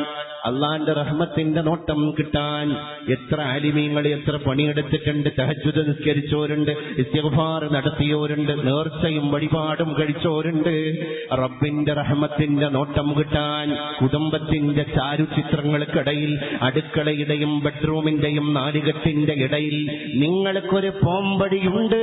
ഭാര്യയും ഭർത്താവും കണ്ണോട് കൈമാറലാണ്. എന്നിട്ട് നബി തങ്ങൾ ഹദീസ് നിർത്തുന്നില്ല. മാതൃകാ സമ്പന്നനായ ഭർത്താവ് തിരു മുഹമ്മദ് മുസ്തഫ സല്ലല്ലാഹു അലൈഹി വസല്ലം നമ്മളോട് തുടരുകയാണ്. ഫൈദാ അഖദ ബികഫിഹാ, ആ നോട്ടത്തിന്റെ കൂടെ തന്നെ ഭർത്താവ് അയാളുടെ കയ്യിന്റെ വിരലുകൾ ഭാര്യയുടെ കയ്യിന്റെ വിരലുകളിലേക്ക് ഇങ്ങനെ കോർത്തു പിടിച്ചു കഴിഞ്ഞാൽ, തസാഖത്തത് ദുനൂബുഹുമാ, ഭാര്യയും ഭർത്താവും കോർത്തു പിടിച്ചിരിക്കുന്ന ഇവരുടെ കയ്യിന്റെ വിരലുകളുടെ ഇടയിലൂടെ വുദൂ എടുക്കുന്ന മനുഷ്യന്റെ ചെറിയ ദോഷങ്ങൾ വുദൂഇന്റെ വെള്ളത്തോടുകൂടെ ഒലിച്ചു പോകുന്ന പോലെ ഇങ്ങനെ കയ്യിന്റെ വിരലുകൾ കോർത്തു വച്ചിരിക്കുന്ന ദമ്പതിമാരുടെ വിരലുകൾക്കിടയിലൂടെ മിംബൈനി അസ്വാബിഹിമാ, ആ കോർത്തു പിടിച്ച വിരലുകൾക്കിടയിലൂടെ ജീവിതകാലത്ത് അവർ രണ്ടുപേരും ചെയ്തുപോയ ചെറിയ ദോഷങ്ങളൊക്കെ തന്നെ ആ കൈവിരലുകൾ കോർക്കലോടുകൂടെ ഉതിർന്നു വീണുപോയി എന്ന് മുഹമ്മദ് മുസ്തഫ സല്ലല്ലാഹു അലൈഹി വസല്ലം. 10ാം ക്ലാസ്സിൽ എല്ലാ വിഷയത്തിലും A+ ഉണ്ടായിരുന്ന കുട്ടി +1 പോയപ്പോ ഫിസിക്സില് കെമിസ്ട്രിയില് വളരെ മോശമായ രീതിയിൽ താഴേക്ക് അവന്റെ സ്കെയില് താഴ്ന്നു. അവന്റെ പ്രധാന ക്ലാസ്സിൽ അധ്യാപിക അവനെ വിളിച്ചിട്ട് ഒരു കൗൺസിലിംഗ് നടത്തിയിട്ട് ചോദിച്ചപ്പോ ആ കുട്ടി പറഞ്ഞ മറുപടി, എന്റെ വീട് ഇപ്പൊ ഒരു യുദ്ധക്കളമാണ്, എനിക്ക് കോൺസെൻട്രേഷൻ ഇല്ല. എന്റെ വീട് യുദ്ധക്കളം, രണഭൂമിയാണ്. എന്റെ ഉപ്പയും ഉമ്മയും തമ്മിൽ ഭയങ്കര യുദ്ധമാണ്, ഭയങ്കര തർക്കമാണ്. അവസാനം എന്റെ പഠനത്തെ അത് ബാധിച്ചു, എന്റെ കരിയറിനെ അത് ബാധിച്ചു. എനിക്കിപ്പോ പഠിക്കാൻ താല്പര്യമില്ല, ഹോംവർക്ക് ചെയ്യാൻ താല്പര്യമില്ല. ഇപ്പൊ എന്റെ ആങ്സൈറ്റി, എന്റെ ഉത്കണ്ഠ, പഠിച്ചോനെ ഈ യുദ്ധം ഇങ്ങനെ പോയി കഴിഞ്ഞാൽ ഇവര് രണ്ടുപേരും രണ്ട് വഴിയിലേക്ക് പിരിഞ്ഞു പോകും, ഞാൻ ഉമ്മയും ബാപ്പയില്ലാത്ത ആളാകും. ഇങ്ങനെ കേരളത്തില് ബാപ്പ ഒരു ഭാഗത്ത് ഹയാത്തിലുണ്ട്, ഉമ്മയും ഒരു ഭാഗത്ത് ഹയാത്തിലുണ്ട്.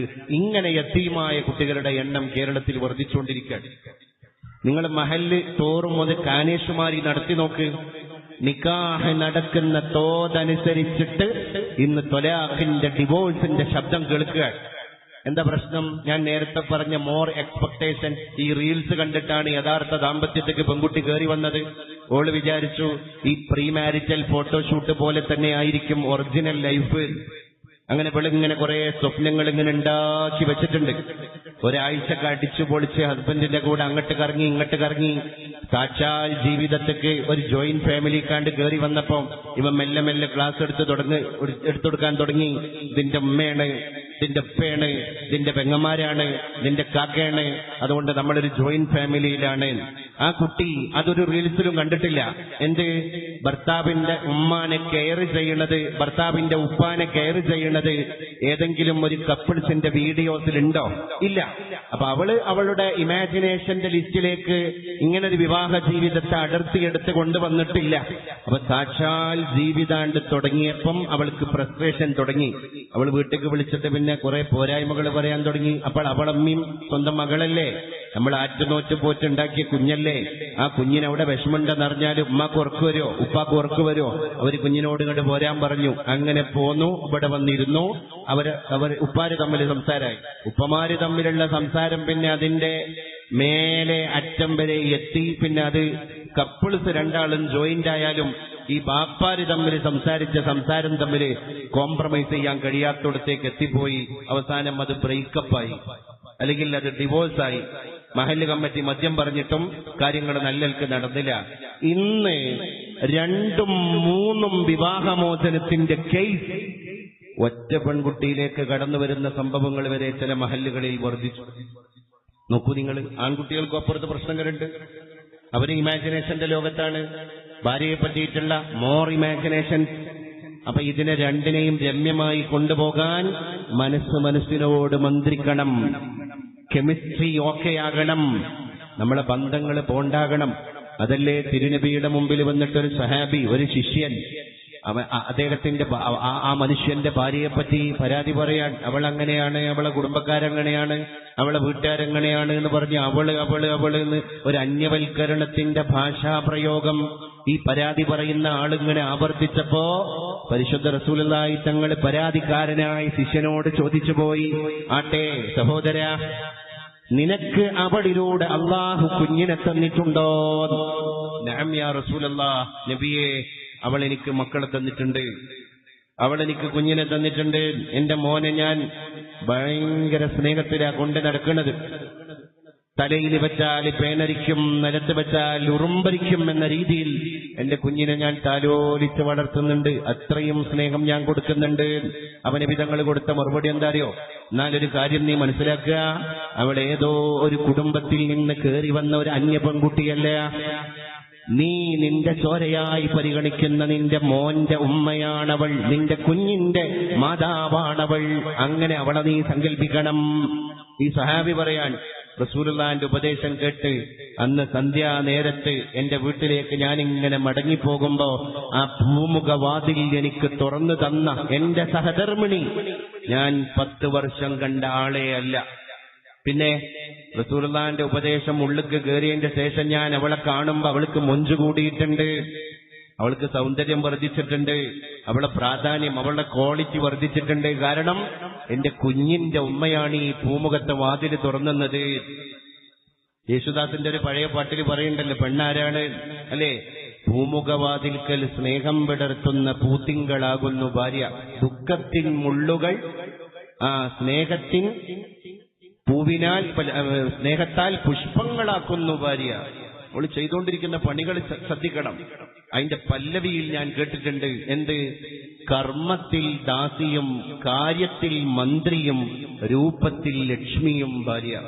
കർമ്മത്തിൽ ദാസിയാണ് നബി തങ്ങൾ പറഞ്ഞിട്ടുണ്ട്, ഉമർ റളിയല്ലാഹു അൻഹു പറഞ്ഞിട്ടുണ്ട്, വഹിയ ഖസ്സാലത്തുൽ ലിസിയാബിന, അവൾ ആരാൻ? നമ്മുടെ വസ്ത്രം മലക്കിത്തരുന്നവളാൻ. വറല്ലാഅത്തുൽ ഔലാദിന, അല്ലാഹു നമ്മൾക്ക് തന്ന നമ്മുടെ മക്കൾക്ക് മുല കൊടുക്കുന്നവളാൻ. വതബ്ബാഖത്തുൽ ലിതുആമിന, നമ്മൾ വിശന്ന് വരുമ്പോ നമുക്ക് ഭക്ഷണം തരുന്നവളാൻ. അതുകൊണ്ട് കർമ്മത്തിൽ ദാസിയാൻ. ഏത് കാര്യം ചെയ്യുമ്പോ ഒരു വേലക്കാരിയെ പോലെ ദാസ്യപ്പണിയെടുക്കുകയാൻ, പാതാളത്തോളം താവുകയാൻ. എന്നാൽ കാര്യത്തിൽ മന്ത്രിയും, ചില ഗൗരവമുള്ള വിഷയങ്ങൾ വന്നാൽ ആ വീട്ടിന്റെ ഹോം മിനിസ്റ്ററാണ്, ആഭ്യന്തര മന്ത്രിയാണവൾ. പിന്നെ രൂപത്തിൽ ലക്ഷ്മിയും. അതൊക്കെ വെറും വാക്കുകളല്ല. ഖദീജ ബീവി ആ റോളെടുത്ത ആളാണ്. ഈ വരികൾ 1400 വർഷങ്ങൾക്ക് മുമ്പ് അറേബ്യൻ മണലാരണ്യത്തിൽ ജീവിച്ചുപോയ പരിശുദ്ധ റസൂലുള്ളാഹിന്റെ സഹധർമ്മിണിയായ ഖദീജത്തുൽ കുബ്ര റളിയല്ലാഹു അൻഹായിലേക്ക് കൊടുക്കാൻ തോന്നിപ്പോവുകയാണ്. ഹിറായിൽ നിന്ന് ജിബ്രീൽ അലൈഹിസ്സലാം വഹി ഇറക്കി കൊടുക്കുകയാണ്. അല്ലാഹുവിന്റെ റസൂലിനെ വാക്കുച്ചരിക്കാൻ കഴിയുന്നില്ല. റസൂലുള്ളാഹിനെ ജിബ്രീൽ അണച്ചുകൂട്ടി പിടിക്കുകയാണ്. അല്ലാഹുവിന്റെ റസൂല് വഹീന്റെ ഭാരം ആദ്യമായി ഏറ്റുവാങ്ങുന്നതിന്റെ പരിഭ്രമം കൊണ്ട് വിറച്ചുപോയി. റസൂലുള്ളാഹിക്ക് പനി ബാധിച്ചുപോയി. ഹിറായിൽ നിന്ന് കുന്നിറങ്ങിയിട്ട് താഴേക്ക് ഇങ്ങനെ ഇറങ്ങി വരുന്ന നബിതങ്ങള് പരിഭ്രമചിത്തനാണ്. അവിടെ നിന്ന് ഇങ്ങനെ പനിച്ചിട്ട് വറക്കുകയാണ്. അവിടെ നിന്ന് പറഞ്ഞ വാക്കുണ്ട്, സമ്മിൽനി യാ ഖദീജ, എന്നെ ഒന്ന് പുതപ്പ് മൂടിത്തരൂ ഖദീജ.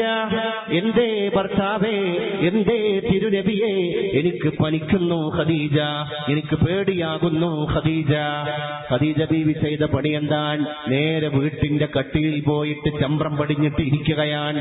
എന്നിട്ട് ഖദീജ ബീവിയുടെ മടിത്തട്ടിലേക്ക് നടന്നു വരുന്ന ഭർത്താവിനെ അവിടെ ഇരുത്തിയിട്ട് തലചായ്ച്ചു വെക്കുകയാണ്.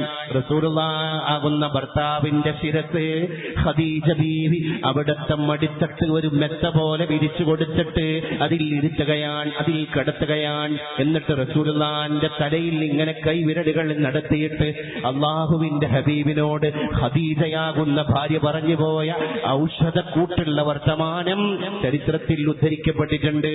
എന്താ പറഞ്ഞത്? ഇന്നക ലതസിലുർ റഹ്മ, പുണ്യനബിയേ, അങ്ങ് കുടുംബബന്ധം ചേർക്കുന്ന മനുഷ്യനാണ്. അങ്ങിങ്ങനെ പനിച്ചു, അങ്ങ് വിറച്ചു, അങ്ങ് പേടിച്ചു. പക്ഷെ എന്തിനാണ് അങ്ങ് ഭയപ്പെടുന്നത്? അങ്ങാരാണ് അങ്ങക്ക് മനസ്സിലായിട്ടില്ലെങ്കിൽ അങ്ങയെ അനുഭവിച്ച ഖദീജ അങ്ങാരാണ് എന്ന് അങ്ങേക്ക് പറഞ്ഞു തരാം. ഒന്ന് കേട്ടോളൂ നബിയെ, ഒന്ന് കേക്ക് ഭർത്താവേ എന്ന് പറഞ്ഞിട്ട് പരിശുദ്ധ റസൂലുള്ളാഹിനെ മടിയിൽ ഇരുത്തിയിട്ട് കിടത്തിയിട്ട് ഖദീജ ബീബി പറഞ്ഞ വാക്കെന്താൻ? ഒരു പെണ്ണിന്റെ ദൗത്യം, ഒരു ഭാര്യയുടെ ഉത്തരവാദിത്തം. അപ്പൊ നോക്കൂ നിങ്ങൾ, ഭർത്താവിന്റെ മുമ്പിൽ എല്ലാം ആകേണ്ട ഒരു ഭാര്യയുടെ ഉത്തരവാദിത്തം ഖദീജ അതാണ്. എന്ത് കാര്യത്തിൽ മന്ത്രിയാണ് ഖദീജ ബീവി. ഇന്നക ലതസിലുർ റഹ്മ, അങ്ങ് കുടുംബബന്ധം ചേർക്കുന്ന മനുഷ്യനാണ്. വതഹ്മിലുൽ കല്ല, അങ്ങ് പ്രയാസങ്ങളെ തൃണവൽക്കരിക്കുന്ന മനുഷ്യനാണ്. വതുഈനുൽ മൽഹൂഫ വൽ മഅദൂം, ഇല്ലാത്തവന്റെ വല്ലായ്മകളെ തിരിച്ചറിയുന്ന മനുഷ്യനാണ്. ഈ മണലാരണ്യത്തിലൂടെ ജീവിച്ചപ്പോഴൊക്കെ അങ്ങ് പാവപ്പെട്ടവനെ സഹായിച്ചത് ഖദീജ കണ്ടതാണ്. അയൽപ്പക്കക്കാരോട് നീതി ചെയ്തത് ഖദീജ കണ്ടതാണ്. മിസ്കീനിന്റെ കൂടെ അങ്ങ് നടന്നത് ഖദീജ കണ്ടതാണ്. അബലയായ വിധവയായ പെണ്ണിന്റെ വീട്ടിലേക്ക് അങ്ങ് ഭക്ഷണം കൊണ്ടുപോകുന്നത് ഖദീജ കണ്ടതാണ്. അതുകൊണ്ട് ലാ യുഖ്സികല്ലാഹു അബദാ, അല്ലാഹു തആല ഒരിക്കലും അങ്ങയെ വെറുതെയാക്കൂല നബിയെ. അങ്ങൊരു പേടിയും പേടിക്കേണ്ട. റസൂലുള്ള പറയാൻ, എന്റെ ഖദീജ എനിക്ക് തന്ന ക്യാപ്സൂൾ ഒരു പെയിൻ കില്ലർ പോലെയായിരുന്നു. നമ്മളൊരു വേദനാ സംഹാരിയാണ്ട് കുടിച്ചാൽ 10 മിനിറ്റ് കൊണ്ട് നമ്മൾ റീഫ്രഷായി. എന്റെ ഖദീജന്റെ വാക്ക് ആകുന്ന ക്യാപ്സൂളുകൾ എനിക്ക് റീഫ്രഷ്മെന്റ് നൽകി. ഞാൻ ഊർജ്ജസ്വലതയോടെ എന്റെ ഖദീജന്റെ പൂമെത്തയാകുന്ന മടിത്തട്ടിൽ നിന്ന് എണീറ്റു. അതാണ് ഒരു സഹധർമ്മിണി, ആ ഭാര്യാഭർത്തൃ ബന്ധത്തിന്റെ ഊഷ്മളത, അതിന്റെ പാരസ്പര്യത ഒന്ന് ചിന്തിച്ചോക്ക് നിങ്ങൾ. ഇങ്ങനെയൊക്കെ നമ്മളെ കുടുംബത്തിൽ നമുക്ക് കഴിയാൻ, അങ്ങോട്ടും ഇങ്ങോട്ടും പൊരുത്തം കൊടുക്കാൻ കഴിഞ്ഞാൽ നമ്മളെ കാണുന്ന മക്കൾക്ക്, നമ്മളെ വീട്ടിന് എന്തൊരു മൊഞ്ചുണ്ടാകും, എന്തൊരു ഭംഗിയുണ്ടാകും, നമ്മുടെ ജീവിതത്തിന് എന്തൊരു അലങ്കാരം ഉണ്ടാകും, കാണുന്നവർക്ക് എന്തൊരു സന്തോഷം ഉണ്ടാകും. അവർക്കാണ് ആയുർദൈർഘ്യമുള്ളത്. കുടുംബത്തിന്റെ കാര്യം പറഞ്ഞു കൊടുത്താണല്ലോ അള്ളാന്റെ റസൂല് ആയുസ് ഓഫർ ചെയ്തത്. നോക്ക് നിങ്ങൾ, സുന്നത്ത് നിസ്കരിച്ചാല് ആയുസ്സുണ്ട് എന്ന് പറഞ്ഞിട്ടില്ല, സ്വതക്ക കൊടുത്താല് ആയുർദൈർഘ്യമുണ്ട് എന്ന് പറഞ്ഞിട്ടില്ല. ഏത് അമല് ചെയ്തപ്പോഴാണ് നിങ്ങൾക്ക് ആയുസ്സിന്റെ ദൈർഘ്യം കൂടും എന്ന് പറഞ്ഞത്? ആയുർദൈർഘ്യം എവിടെയാണ്? സുലത്തുൽ അർഹാം, ഈ യൂട്രസിൽ നിന്ന് പുറത്തു വന്ന ബന്ധങ്ങളെ മെയിൻറ്റെയിൻ ചെയ്യുന്നതിലാണ്. ഗർഭപാത്രത്തിന്റെ ഉള്ളിൽ നിന്നിട്ട് പോകുന്ന കുറെ ബന്ധങ്ങളുണ്ട്. നിങ്ങൾ അവിടെ ബന്ധങ്ങൾ, ഇവിടെ ബന്ധങ്ങൾ അല്ലേ? അവിടേക്കൊക്കെ ഇടക്കിടക്ക് പോവുക, കോളിംഗ് ബെല്ലടിക്കുക, അവിടുത്തെ വർത്താനം കൂട്ടൊക്കെ അറിയുക, കൂടിയാടുക, ഇവിടുത്തെ വിഭവങ്ങൾ അങ്ങോട്ട് കൊടുക്കുക, അവിടുന്ന് അവർ തരുന്ന വിഭവങ്ങൾ സ്നേഹത്തോടെ സ്വീകരിക്കുക. ഈ ഒരു കൂടിയാടല് നിങ്ങൾക്ക് എന്നുണ്ടോ അതാണ് നിങ്ങളുടെ കുടുംബ ബന്ധം ചേർക്കൽ. അതിലൂടെ അതിനുവേണ്ടി പണിയെടുക്കുന്നവർക്ക് അല്ലാഹു തആല ആയുരാരോഗ്യം കൊടുക്കുന്നു. അത് ശാസ്ത്രീയം ആയിട്ട് തന്നെ തെളിയിക്കപ്പെട്ടതാണ്. കാരണം എന്താ? കുടുംബ ബന്ധം നന്നായി മെയിൻറ്റെയിൻ ചെയ്യുന്ന ആൾക്കാർക്ക് സ്വസ്ഥതക്കുറവുണ്ടാകൂല, അവരെ വീറ് പോയിട്ടുണ്ടാകും, അവർക്ക് വാശി ഉണ്ടാകൂല, അവർക്ക് കുശുമ്പുണ്ടാകൂല, അവർക്ക് കുന്നായ്മ ഉണ്ടാകൂല, അവർക്ക് ആലസ്യം മടുപ്പുണ്ടാകൂല അവരുടെ ജീവിതത്തിൽ. അവരിങ്ങനെ ഇടക്കിടക്ക് ഓടുക, ചാടുക, നടക്കുക, ഈ കാര്യങ്ങൾ ഇങ്ങനെ ചെയ്യണ പണി തന്നെ ഇക്കാരം അവർക്ക്. അപ്പൊ അവരുടെ ഹോർമോണുകളൊക്കെ അവർക്ക് പോസിറ്റിവിറ്റി കൊടുത്തിട്ടുണ്ടാകും. അവർക്ക് ബ്ലഡ് പ്രഷർ കൂടൂല, അവർക്ക് ഉത്കണ്ഠ വരൂല, അവർക്ക് ഏതെങ്കിലും രീതിയിൽ സ്ട്രൈക്ക് ചെയ്യുന്ന കാര്യങ്ങൾ ഉണ്ടാകൂല. അവർക്ക് ഇതൊക്കെ ഒരു രസം, നേരം വെളുത്താൽ ഇങ്ങനെ പോവാൻ. അതാണ് അങ്ങനെ പ്രസരിപ്പോടുകൂടെ നടക്കുന്ന ആൾക്കാർ. എല്ലാ കുടുംബ ബന്ധങ്ങളെ കാണുമ്പോഴും അവരെയൊക്കെ ഒന്ന് ഊഷ്മളമായി സ്വീകരിച്ച് അവരോട് ലോഹ്യവും വർത്താനവും പറയുന്ന ആൾക്കാർക്ക് നല്ല തന്ത്രുസ്തി, നല്ല ഊർജ്ജസ്വലത, നല്ല ഉന്മേഷം, ഒരു യോഗക്കും മെഡിറ്റേഷനൊക്കെ പോയ ഫീലിംഗ് അവർക്ക് ഡെയിലി ലൈഫിൽ കിട്ടുകയാണ്. അവരുടെ ആരോഗ്യം മെയിൻറ്റെയിൻ ചെയ്ത് പോവാൻ. കാരണം ബാഡ് ഹോർമോണൊന്നും അവരുടെ ശരീരത്തിൽ വളർന്നു വരൂല എന്നാണ്. നമ്മളെ ചില ചിന്തകളാണല്ലോ നമ്മളെ രോഗികളാക്കുന്നത്.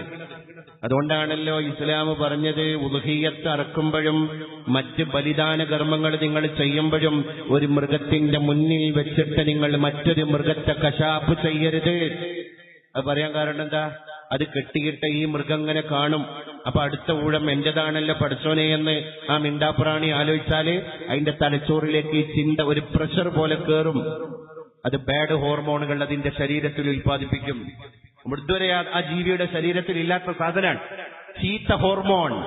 ആ ബാഡ് ഹോർമോൺ തന്റെ സഹജീവിയെ കശാപ്പ് ചെയ്യുന്നത് കണ്ണുകൊണ്ട് കണ്ടതോടെ ഈ കെട്ടിയിടപ്പെട്ട അടുത്ത ഊഴം കാത്തിരിക്കുന്ന മൃഗത്തിന്റെ തലച്ചോറിലേക്ക് കയറി അത് പിന്നെ ബ്ലഡിലൂടെ അതിന്റെ മാംസങ്ങളിലൊക്കെ എത്തി. ഈ ബാഡ് ഹോർമോണിൽ വിഷാംശമുണ്ട് എന്ന് വരെ ശാസ്ത്രീയമായിട്ട് പ്രൂവ് ചെയ്ത കാര്യമാണ്. അപ്പൊ അങ്ങനെ പേടിച്ചരണ്ട ഒരു മൃഗത്തെ പിന്നെ നിങ്ങൾ കശാപ്പ് ചെയ്ത് അതിന്റെ തൊലി ഉരിഞ്ഞ് അതിനെങ്ങനെ കഷ്ണിച്ച് അതിന്റെ മാംസത്തിന്റെ ശകലങ്ങൾ ചട്ടിയിൽ കൊണ്ടുപോയിട്ട് നിങ്ങൾ കറി വെച്ച് ആ കഷ്ണങ്ങൾ നിങ്ങൾ കഴിച്ചാൽ ആ ബാഡ് ഹോർമോണിന്റെ വിഷാംശത്തിന്റെ സൈഡ് എഫക്ട് കഴിച്ച നിങ്ങളെ വരെ ബാധിച്ചേക്കാം. അപ്പൊ ഒരു കുടുംബത്തില് അസ്വാരസ്യം ഉണ്ടാകുക, ഒരു തർക്കം ഉണ്ടാവുക, ഒരു കച്ചറുണ്ടാവുക, അല്ലെങ്കിൽ അങ്ങോട്ടും ഇങ്ങോട്ടും വാക്ക് തർക്കം ഉണ്ടാവുക. നമ്മൾ എത്ര ബാഡ് ഹോർമോൺ തലച്ചോർക്ക് കയറിയിട്ടുണ്ടാകും. ഇത് പെട്ടെന്ന് നമ്മുടെ രോഗിയാക്കൂലെങ്കിലും നമ്മൾ ഗ്രാജ്വലി ഇതിന്റെ ഈ ഫ്രസ്ട്രേഷൻസ് ഇങ്ങനെ ആലോചിച്ച് അവസാനം നമുക്ക് ഏതെങ്കിലും രീതിയിലുള്ള ബ്ലഡ് പ്രഷർ വരികയോ, അല്ലെങ്കിൽ നമ്മുടെ കൊളസ്ട്രോള് ബാഡ് കൊളസ്ട്രോൾ ഉൽപ്പാദിപ്പിക്കുകയോ, അല്ലെങ്കിൽ നമ്മുടെ ക്രിയാറ്റിന്റെ അളവിന് വേരിയേഷൻ വരികയോ, അല്ലെങ്കിൽ അതൊരു സ്ട്രോക്കിലേക്ക് അല്ലെങ്കിൽ ഒരു ആഘാതത്തിലേക്ക് നമ്മുടെ ഒരു ഭാഗം പാരലൈസ് ആയി പോകുന്നതിലേക്കൊക്കെ നമ്മളെ നയിക്കുകയോ ഒക്കെ ചെയ്യാന് ആധുനിക കാലഘട്ടത്തെ ചില വാട്സപ്പ് യുദ്ധങ്ങൾ വരെ കാരണാകുന്നുണ്ട്. കഴിഞ്ഞ വെള്ളിയാഴ്ച എന്റെ മഹലിൽ ഒരു മരണം ഉണ്ടായി. നല്ല പ്രസരിപ്പുള്ള ചെറുപ്പക്കാരൻ. ആ ചെറുപ്പക്കാരന്റെ മുന്നിൽ വെച്ച് അദ്ദേഹം ബൈക്ക് ഓടിച്ചു പോവാൻ, അല്ലാഹുമ്മ ഗ്ഫിർ ലഹു യാ റബ്ബൽ ആലമീൻ, ഈ മജ്ലിസിൽ ഞാൻ അദ്ദേഹത്തെ ഓർക്കുകയാണ്, അല്ലാഹു പുറത്തു കൊടുക്കട്ടെ. ഇപ്പൊ ഖബറിലാണ് ആ ചെറുപ്പക്കാരൻ. എന്താ സംഭവിച്ചത്? അദ്ദേഹം ബൈക്ക് ഓടിക്കുന്നു, പിന്നിൽ ഭാര്യയുണ്ട്. വളരെ ഓർക്കാപ്പുറത്ത് എന്തോ ഒരു കല്ലുമ്മൽ തട്ടിയിട്ട് ഇദ്ദേഹത്തിന്റെ ടൂ വീലർ അല്ലേ, ബൈക്ക് മറിഞ്ഞു.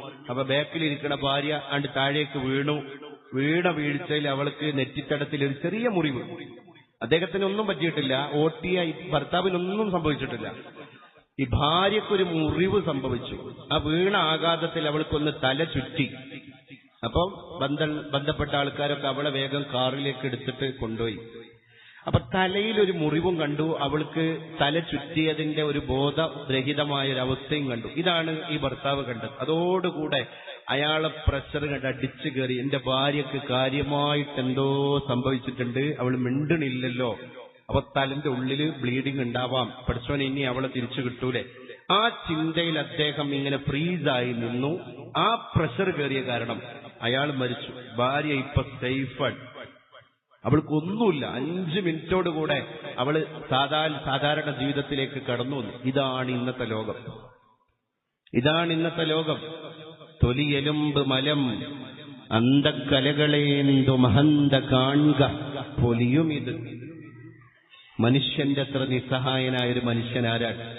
അല്ല, ഒരു ജീവി ഏതാണ്?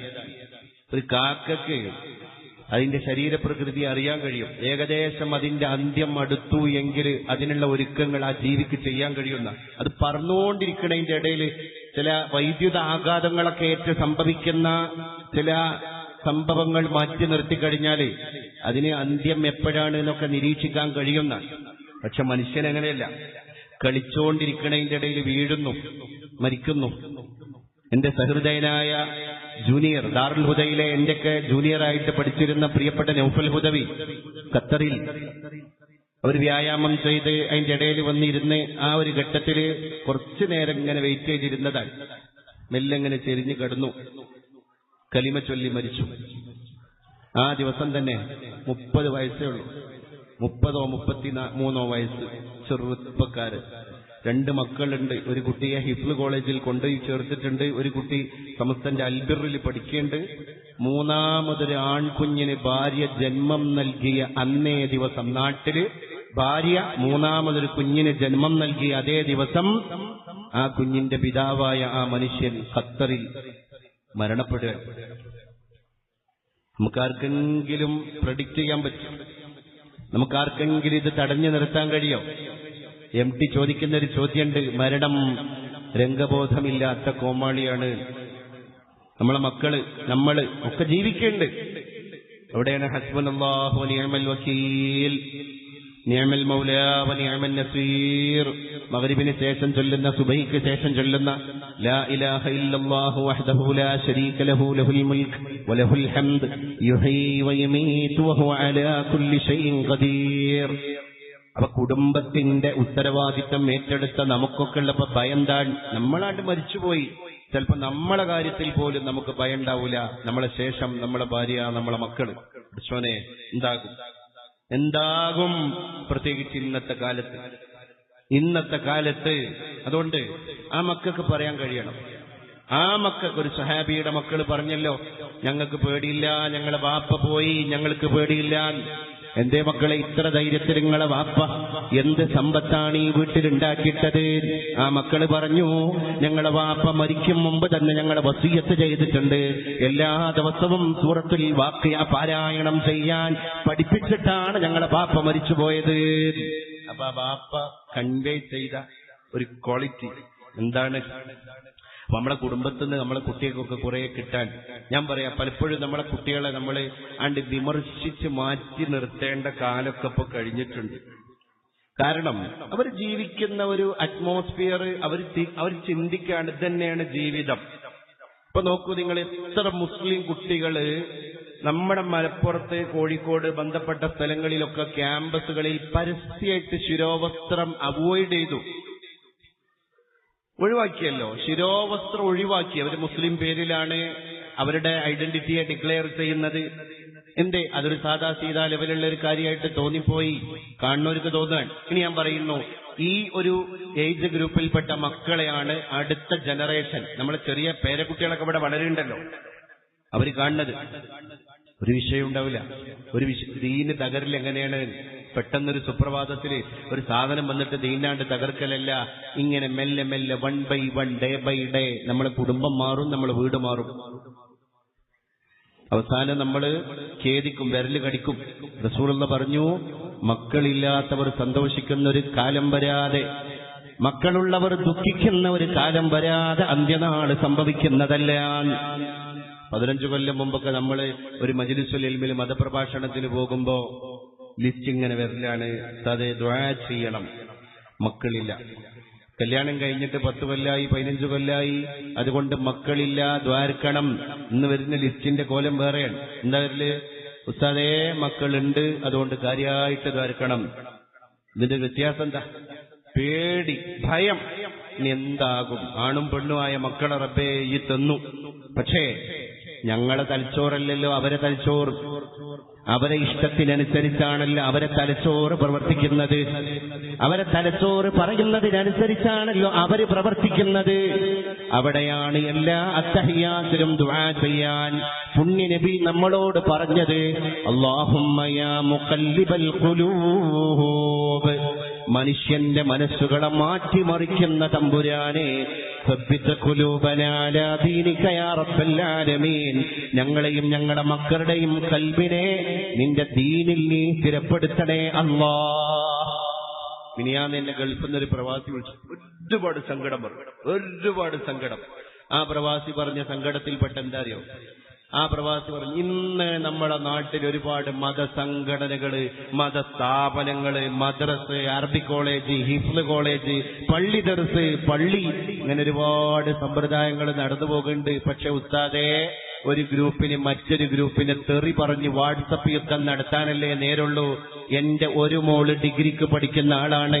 അവൾ ഇന്ന് പ്രവാസിയായ എന്റെ കൺവട്ടത്തിലല്ല വളർന്നത്. അതുകൊണ്ട് തന്നെ ഞാൻ ഒരുപാട് അവളെ ആ ക്ലാസ്സിന് ചേർക്കാൻ വേണ്ടി നോക്കി, ഈ ക്ലാസ്സിന് ചേർത്താൻ വേണ്ടി നോക്കി. കേരളക്കരയിൽ നമ്മുടെ കൗമാരക്കാരികളായ മക്കളെ കൺവിൻസ് ചെയ്ത് ദീനും ദുനിയാവും പറഞ്ഞു കൊടുക്കുന്ന ഒരു ക്ലാസ് ഇന്ന് എവിടെയും കാണുന്നില്ല. ഇന്ന് ഒരു ടീം അടുത്ത ടീമിന് മറുപടി പറയുന്ന പടക്കോപ്പുകളുടെ പടയൊരുക്കങ്ങള് മാത്രമാണ് ദഅവത്തിന്റെ ഫീൽഡിൽ കാണാൻ കഴിയുന്നത്. അയാൾ സങ്കടം പറഞ്ഞാൽ ഞാൻ ആ ദുഃഖം നിങ്ങളുടെ മുമ്പിൽ ചൂടാറുന്നതിന് മുമ്പ് പങ്കുവെക്കുകയാണ്. ഒന്ന് ചിന്തിച്ചോക്കെ നിങ്ങൾ. എന്നിട്ട് അയാൾ പറയാണ്, അവൾ ഒരുത്തനെ കണ്ടെത്തി. അവസാനം ഉമ്മാന്റെ അടുത്ത് പോയി പറഞ്ഞിട്ടുണ്ട്. 2 കൊല്ലം ഓളമ്മാനോട് ഈ വിവരം പറഞ്ഞു. ഓളമ്മ അഥവാ എന്റെ ഭാര്യ അത് എന്നിൽ നിന്ന് മൂടി വെച്ചു. കാരണം എന്റെ ഭർത്താവിനെ എനിക്കറിയാം, ആ ഉമ്മക്കറിയാം, ആ പെണ്ണിനറിയാം. അയാളോട് പറഞ്ഞാൽ അയാളുടെ പ്രതികരണം എങ്ങനെയാകും? ചിലപ്പോ പ്രവാസിയായ മനുഷ്യൻ ദീപ് കയറിയിട്ട് അവിടുന്ന് അറ്റാക്കായി പോയാലോ? അപ്പൊ അങ്ങനെ എടുത്തെടുത്ത് സാവകാശം എടുത്തു. പിന്നെ ഈ പെൺകുട്ടിക്ക് ധൈര്യം, ഞാൻ എന്റെ ഉമ്മാന്റെ അടുത്ത് പറഞ്ഞിട്ടുണ്ടല്ലോ. അവസാനം നിക്കക്കള്ളില്ലാതെ നിക്കാഹ് ചെയ്ത് കൊടുക്കേണ്ടി വന്നു. പക്ഷെ ഇപ്പോഴും എന്റെ മനസ്സിലേക്ക് ആ പൊരുത്തം കയറുന്നില്ല. ഒരു വളർത്തി വലുതാക്കിയൊരു വാപ്പ അവസാനം പറയാണ്, ആ പൊരുത്താണ്ട് ഉൾക്കൊള്ളാൻ എനിക്ക് കഴിയണില്ല. എന്റെ രണ്ടാമത്തെ മോള് മറ്റൊരു ഏജ് ഗ്രൂപ്പിലാണ്. അവളിപ്പോ വളർന്നു വരുന്നുണ്ട്. അവളവസ്ഥ എന്താ എനിക്കറിയില്ല. അതുകൊണ്ട് ഞങ്ങളുടെ മക്കൾക്കൊക്കെ ഈ കാര്യങ്ങൾ നല്ല രീതിയിൽ പറഞ്ഞു കൊടുക്കാനുള്ള കോച്ചിങ് ക്ലാസുകൾ പോലും ഇന്ന് കിട്ടുന്നില്ല. സങ്കടല്ലേ? നമ്മള് കേരളീയ മുസ്ലിങ്ങൾ 80 ലക്ഷം, 3 കോടി കേരള ജനസംഖ്യയുള്ളിടത്ത് ഈ മുസ്ലിങ്ങള് 80 ലക്ഷം ഉണ്ട് കേരളത്തിൽ. ഈ 80 ലാക്ക് പോപ്പുലേഷനുള്ള മുസ്ലിങ്ങൾ ആകെ ഒരു 15 ലക്ഷമൊക്കെയാണ് വളരെ മതകീയമായിട്ട് ജീവിച്ച് നല്ല പ്ലാറ്റ്ഫോമിലൂടെ പോകുന്ന ആൾക്കാർ. ആ 15 ലക്ഷത്തിന്റെ ഇടയിലാണ് ഈ തർക്കങ്ങളൊക്കെ നടക്കുന്നത്. ഇയാണോ പിന്നെ എന്താ പറയാ നല്ല മനുഷ്യൻ, ഞാനാണോ നല്ല മനുഷ്യനുള്ള തർക്കങ്ങളൊക്കെ ഈ 15 ലക്ഷത്തിന്റെ ഇടയിലാണ് നടക്കുന്നത്. ബാക്കി 65ഉം 60ഉം ലക്ഷം വരുന്ന ആൾക്ക് 70 ലക്ഷത്തിന്റെ അടുത്തുള്ള കുട്ടികൾ നമ്മളെ കയ്യിലേ ഇല്ല. അവര് ഞാൻ നേരത്തെ പറഞ്ഞ റീൽസിലാണ്. അതിൽ വേറൊരു ശതമാനം പബ്ജിയിലാണ്, വേറൊരു ശതമാനം റമ്മിയിലാണ്, വേറൊരു ശതമാനം ബ്ലൂ വെയിൽ പോലെയുള്ള കില്ലർ ഗെയിമുകളിലാണ്, വേറെ നല്ലൊരു ശതമാനം ആൺമക്കള് MDMA, LSD, ഹെറോയിന്, കൊക്കൈന്, ഹാഷിഷ് പോലെയുള്ള മാരക ലഹരിയുടെ പിറകെയാണ്. ആ ഒരു ലോകത്തേക്കൊക്കെ നമ്മളൊന്ന് ഇറങ്ങി നോക്കുക, അത്ഭുതപ്പെട്ടു പോകും നമ്മൾ. ഈ കഞ്ചാവും ചാരായും ചരസും ആയിട്ട് കറുപ്പുമായിട്ട് നടക്കണ എത്ര മക്കള് നമ്മുടെ മഹല്ല് ജമാഅത്തിന്റെ പ്രൊഡക്റ്റുകളാണ്. ആ കുട്ടികളൊക്കെ തലച്ചോറ് IIT-യിലും IIM-ലൊക്കെ കൊണ്ടുപോയി വെച്ചാൽ നാളെ വലിയൊരു ഗവേഷണം നടത്താൻ പറ്റുന്ന ചന്ദ്രയാന്റെ ഒക്കെ പിന്നിൽ പ്രവർത്തിക്കാൻ പറ്റിയ ശാസ്ത്രജ്ഞനെ നമുക്ക് ഉണ്ടാക്കിയെടുക്കാൻ പറ്റിയിരുന്നു. ഒരു മതപണ്ഡിതനെ ഉണ്ടാക്കിയെടുക്കാൻ പറ്റിയിരുന്നു. ആ കുട്ടികളൊക്കെ കയ്യിൽ നിന്ന് പോയി. നമ്മളെ വീട്ടിലേക്ക് കയറി വരുന്നുണ്ട്, നമ്മളൊപ്പം കടന്നുറങ്ങുന്നുണ്ട്, നമ്മൾ ഉണ്ടാക്കണ ഭക്ഷണം കഴിക്കുന്നുണ്ട്. പക്ഷെ അവര് നമ്മളതല്ലാതായി.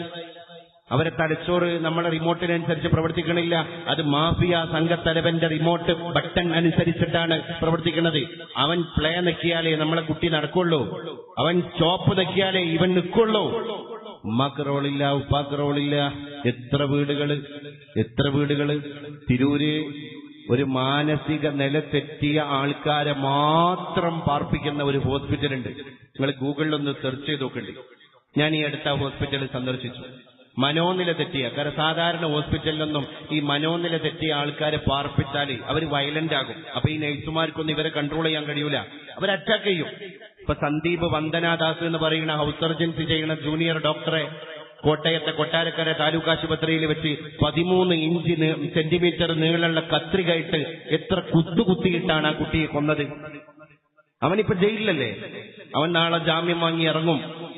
നക്ഷത്ര എന്ന് പറയുന്ന സ്വന്തം മകളെ MDMA തലക്ക് കയറിയതിന്റെ പേരിൽ മാത്രം അമ്മയില്ലാത്ത പൊന്നുമോളെ, നക്ഷത്ര എന്ന് പറയുന്ന സ്വന്തം 6 വയസ്സുള്ള പൊന്നു പിഞ്ചു പൈതലിനെ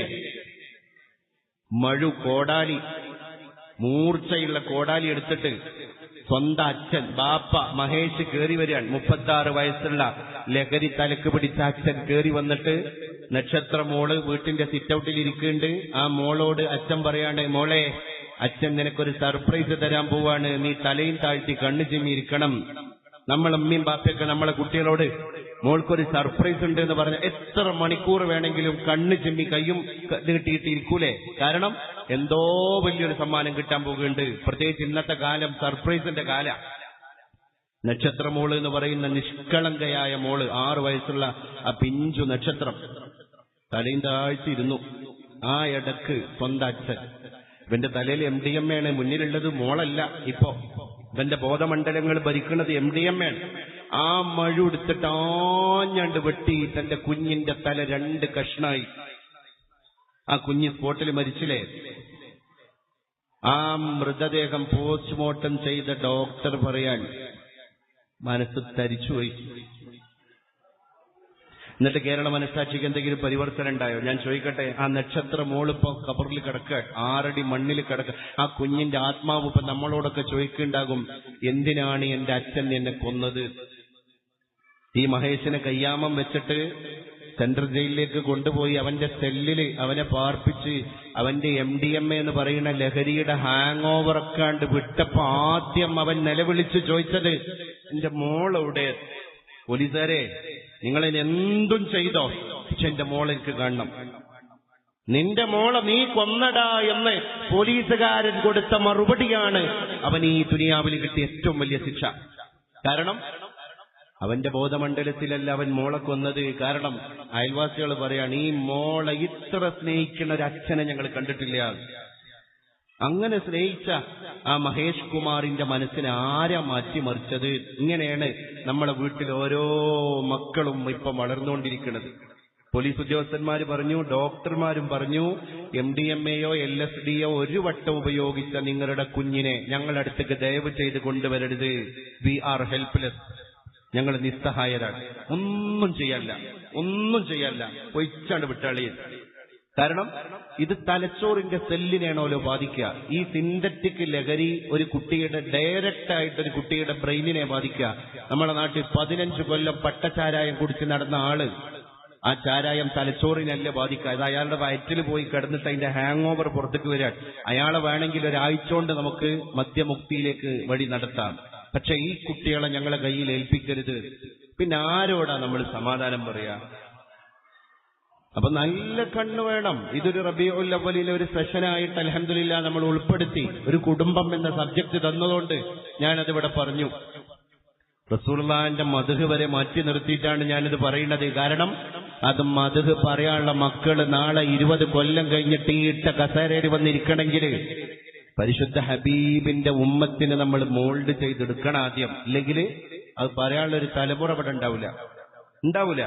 കാരണം അങ്ങനെയാണ് ഇപ്പൊ പോക്ക്, അങ്ങനെയാണ് ഇപ്പത്തെ പോക്ക്. VP സോറകണ്ടിൽ എടുത്ത തട്ടാണ്ട് തോളിക്കിട്ടിട്ട് പറഞ്ഞു അല്ലേ, അവര് ധരിക്കണല്ലേ, ധരിക്കണ്ടെന്ന് പറഞ്ഞാൽ പോയാൽ പോരെ. മതപണ്ഡിതന്മാരുടെ അഭിപ്രായങ്ങൾ പറയില്ലേ?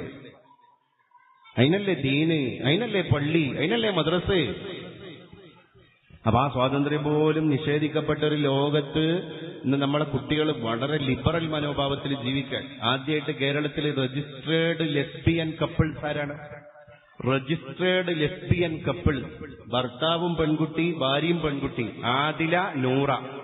സൗദി അറേബ്യയില് +2 വരെ പഠിച്ചിട്ട് പിന്നെ ഡിഗ്രിക്ക് 18 വയസ്സ് പൂർത്തിയായാല് നമുക്ക് ഇന്ത്യയിലേക്ക്, നമ്മുടെ നാട്ടിലേക്ക്, കേരളത്തിലേക്ക് വന്നാല് അവിടെ അത് നിയമവിധേയമാണ്. സൗദിയിൽ അത് ഒഫൻസാണ്, നിയമവിരുദ്ധമാണ് എന്ന് ഗൂഗിൾ നോക്കിയിട്ട് പഠിച്ച ആദിലയും നൂറയും കേരളത്തിൽ വന്നിട്ട് വി ആർ ലെസ്ബിയൻ കപ്പിൾസ് എന്ന് പറഞ്ഞിട്ട് രജിസ്ട്രേഡ് മാരേജ് ചെയ്തു. അവർക്ക് എത്ര ചാനലിന് അഭിമുഖം കൊടുത്തു. തലയിൽ തട്ടല്ല. ആദ്യം തള്ളി പറഞ്ഞത് ഉപ്പാനി ഉമ്മാനിയാണ്. മദ്രസയിൽ പഠിച്ച കിതാബുകൾ അത് ഞങ്ങൾ തമ്മിൽ ഒരു ബന്ധമില്ല, ഞങ്ങൾക്ക് ദീനില്ല എന്നീ കുട്ടികൾ പറഞ്ഞു. അപ്പൊ അവർക്ക് സ്വാതന്ത്ര്യം കിട്ടി എന്നവർക്ക് തോന്നി. അവർ ഫ്രീ ബേർഡ്, അവർ സ്വതന്ത്ര പക്ഷികളായി തോന്നി. ഇപ്പൊ ആദിലാനി നൂറനിയും കണ്ടിട്ട് മലപ്പുറം ജില്ലയില് മറ്റ് 2 പെൺകുട്ടികൾ, ഞാൻ പേര് പറയാൻ താല്പര്യപ്പെടുന്നില്ല, മറ്റ് 2 പെൺകുട്ടികളും ഇതുപോലെ ഒന്നിച്ചു ജീവിക്കാൻ തീരുമാനിച്ചു.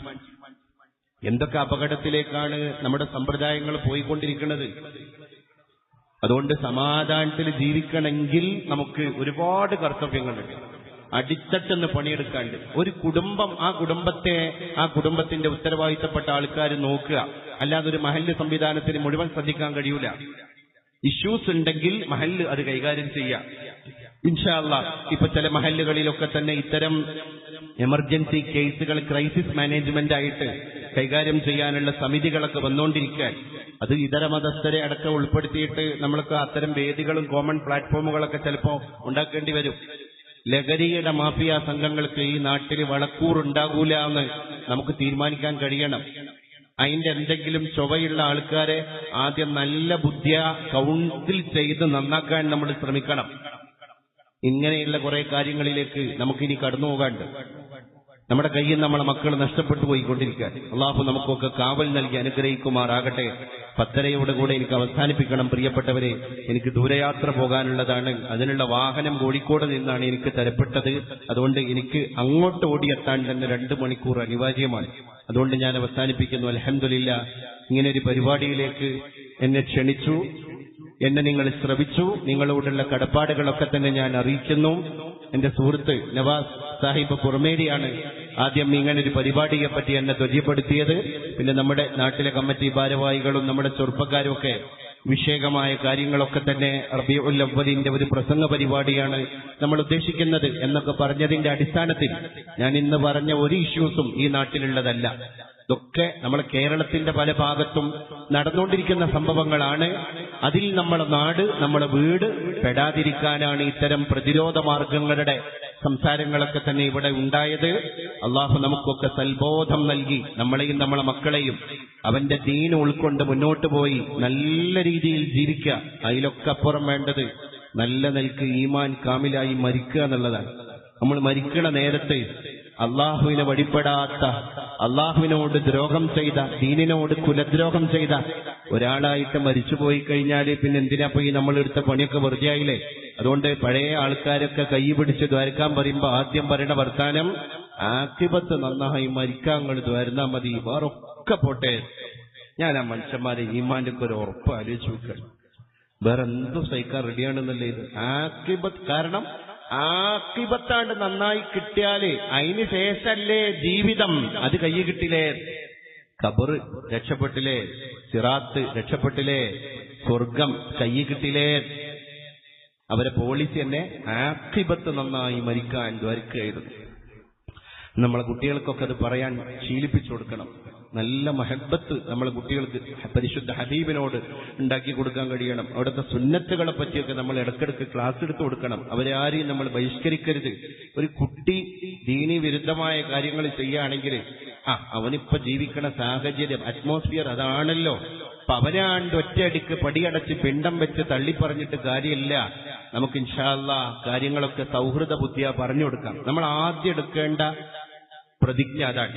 അല്ലാതെ നമ്മൾ കേട്ട ദീനൊന്നും ആ മക്കൾ കേട്ടിട്ടില്ല, നമ്മൾ ചെയ്ത അമലൊന്നും ആ മക്കൾ ചെയ്തിട്ടില്ല, അവരാ ലോകത്തല്ല. അപ്പൊ മെല്ലെ പതിയെ പതിയെ നമ്മളെ കുട്ടികളൊക്കെ കൺവിൻസ് ചെയ്ത്, അതാണ് ഹൈക്കമത്ത്, അതാണ് നല്ല പാരന്റിങ്. ഒരു പാരന്റ് ആകുമ്പോൾ ഷൗട്ട് ചെയ്യല്ല വേണ്ടത് എന്നർത്ഥം. ഉദാഹരണമായിട്ടൊരു TV കണ്ടുകൊണ്ടിരിക്കുന്ന ഒരു കുട്ടിയാണ്. ആ സ്കൂൾ സമയത്ത് പരീക്ഷന്റെ എക്സാമിന്റെ ടൈമിലാണ് ഇവൻ ഈ TV കാണുന്നത്. അപ്പൊ ചില വീട്ടിലുണ്ടല്ലോ വാപ്പാരും കണ്ട് കയറി വന്നിട്ട് ആകെ ബഹളം. അവിടെ ഒരു യുദ്ധസമാനമായ അന്തരീക്ഷം ഉണ്ടാക്കിയിട്ട് അവന്റെ കയ്യിൽ നിന്ന് റിമോട്ട് കണ്ട് വാങ്ങിയിട്ട് വലിച്ചെറിഞ്ഞിട്ട് പരീക്ഷന്റെ സമയത്ത് ഇറങ്ങി TV കാണുന്നത് എന്നും പറഞ്ഞിട്ട് അവിടെ ഒരു യുദ്ധ സാഹചര്യം സൃഷ്ടിച്ചിട്ട് അയാളാണ്ട് ഇറങ്ങിപ്പോകും. എന്റെ മുഖത്തൊക്കെ 2 അടിയൊക്കെ കിട്ടിയിട്ടുണ്ടാവും.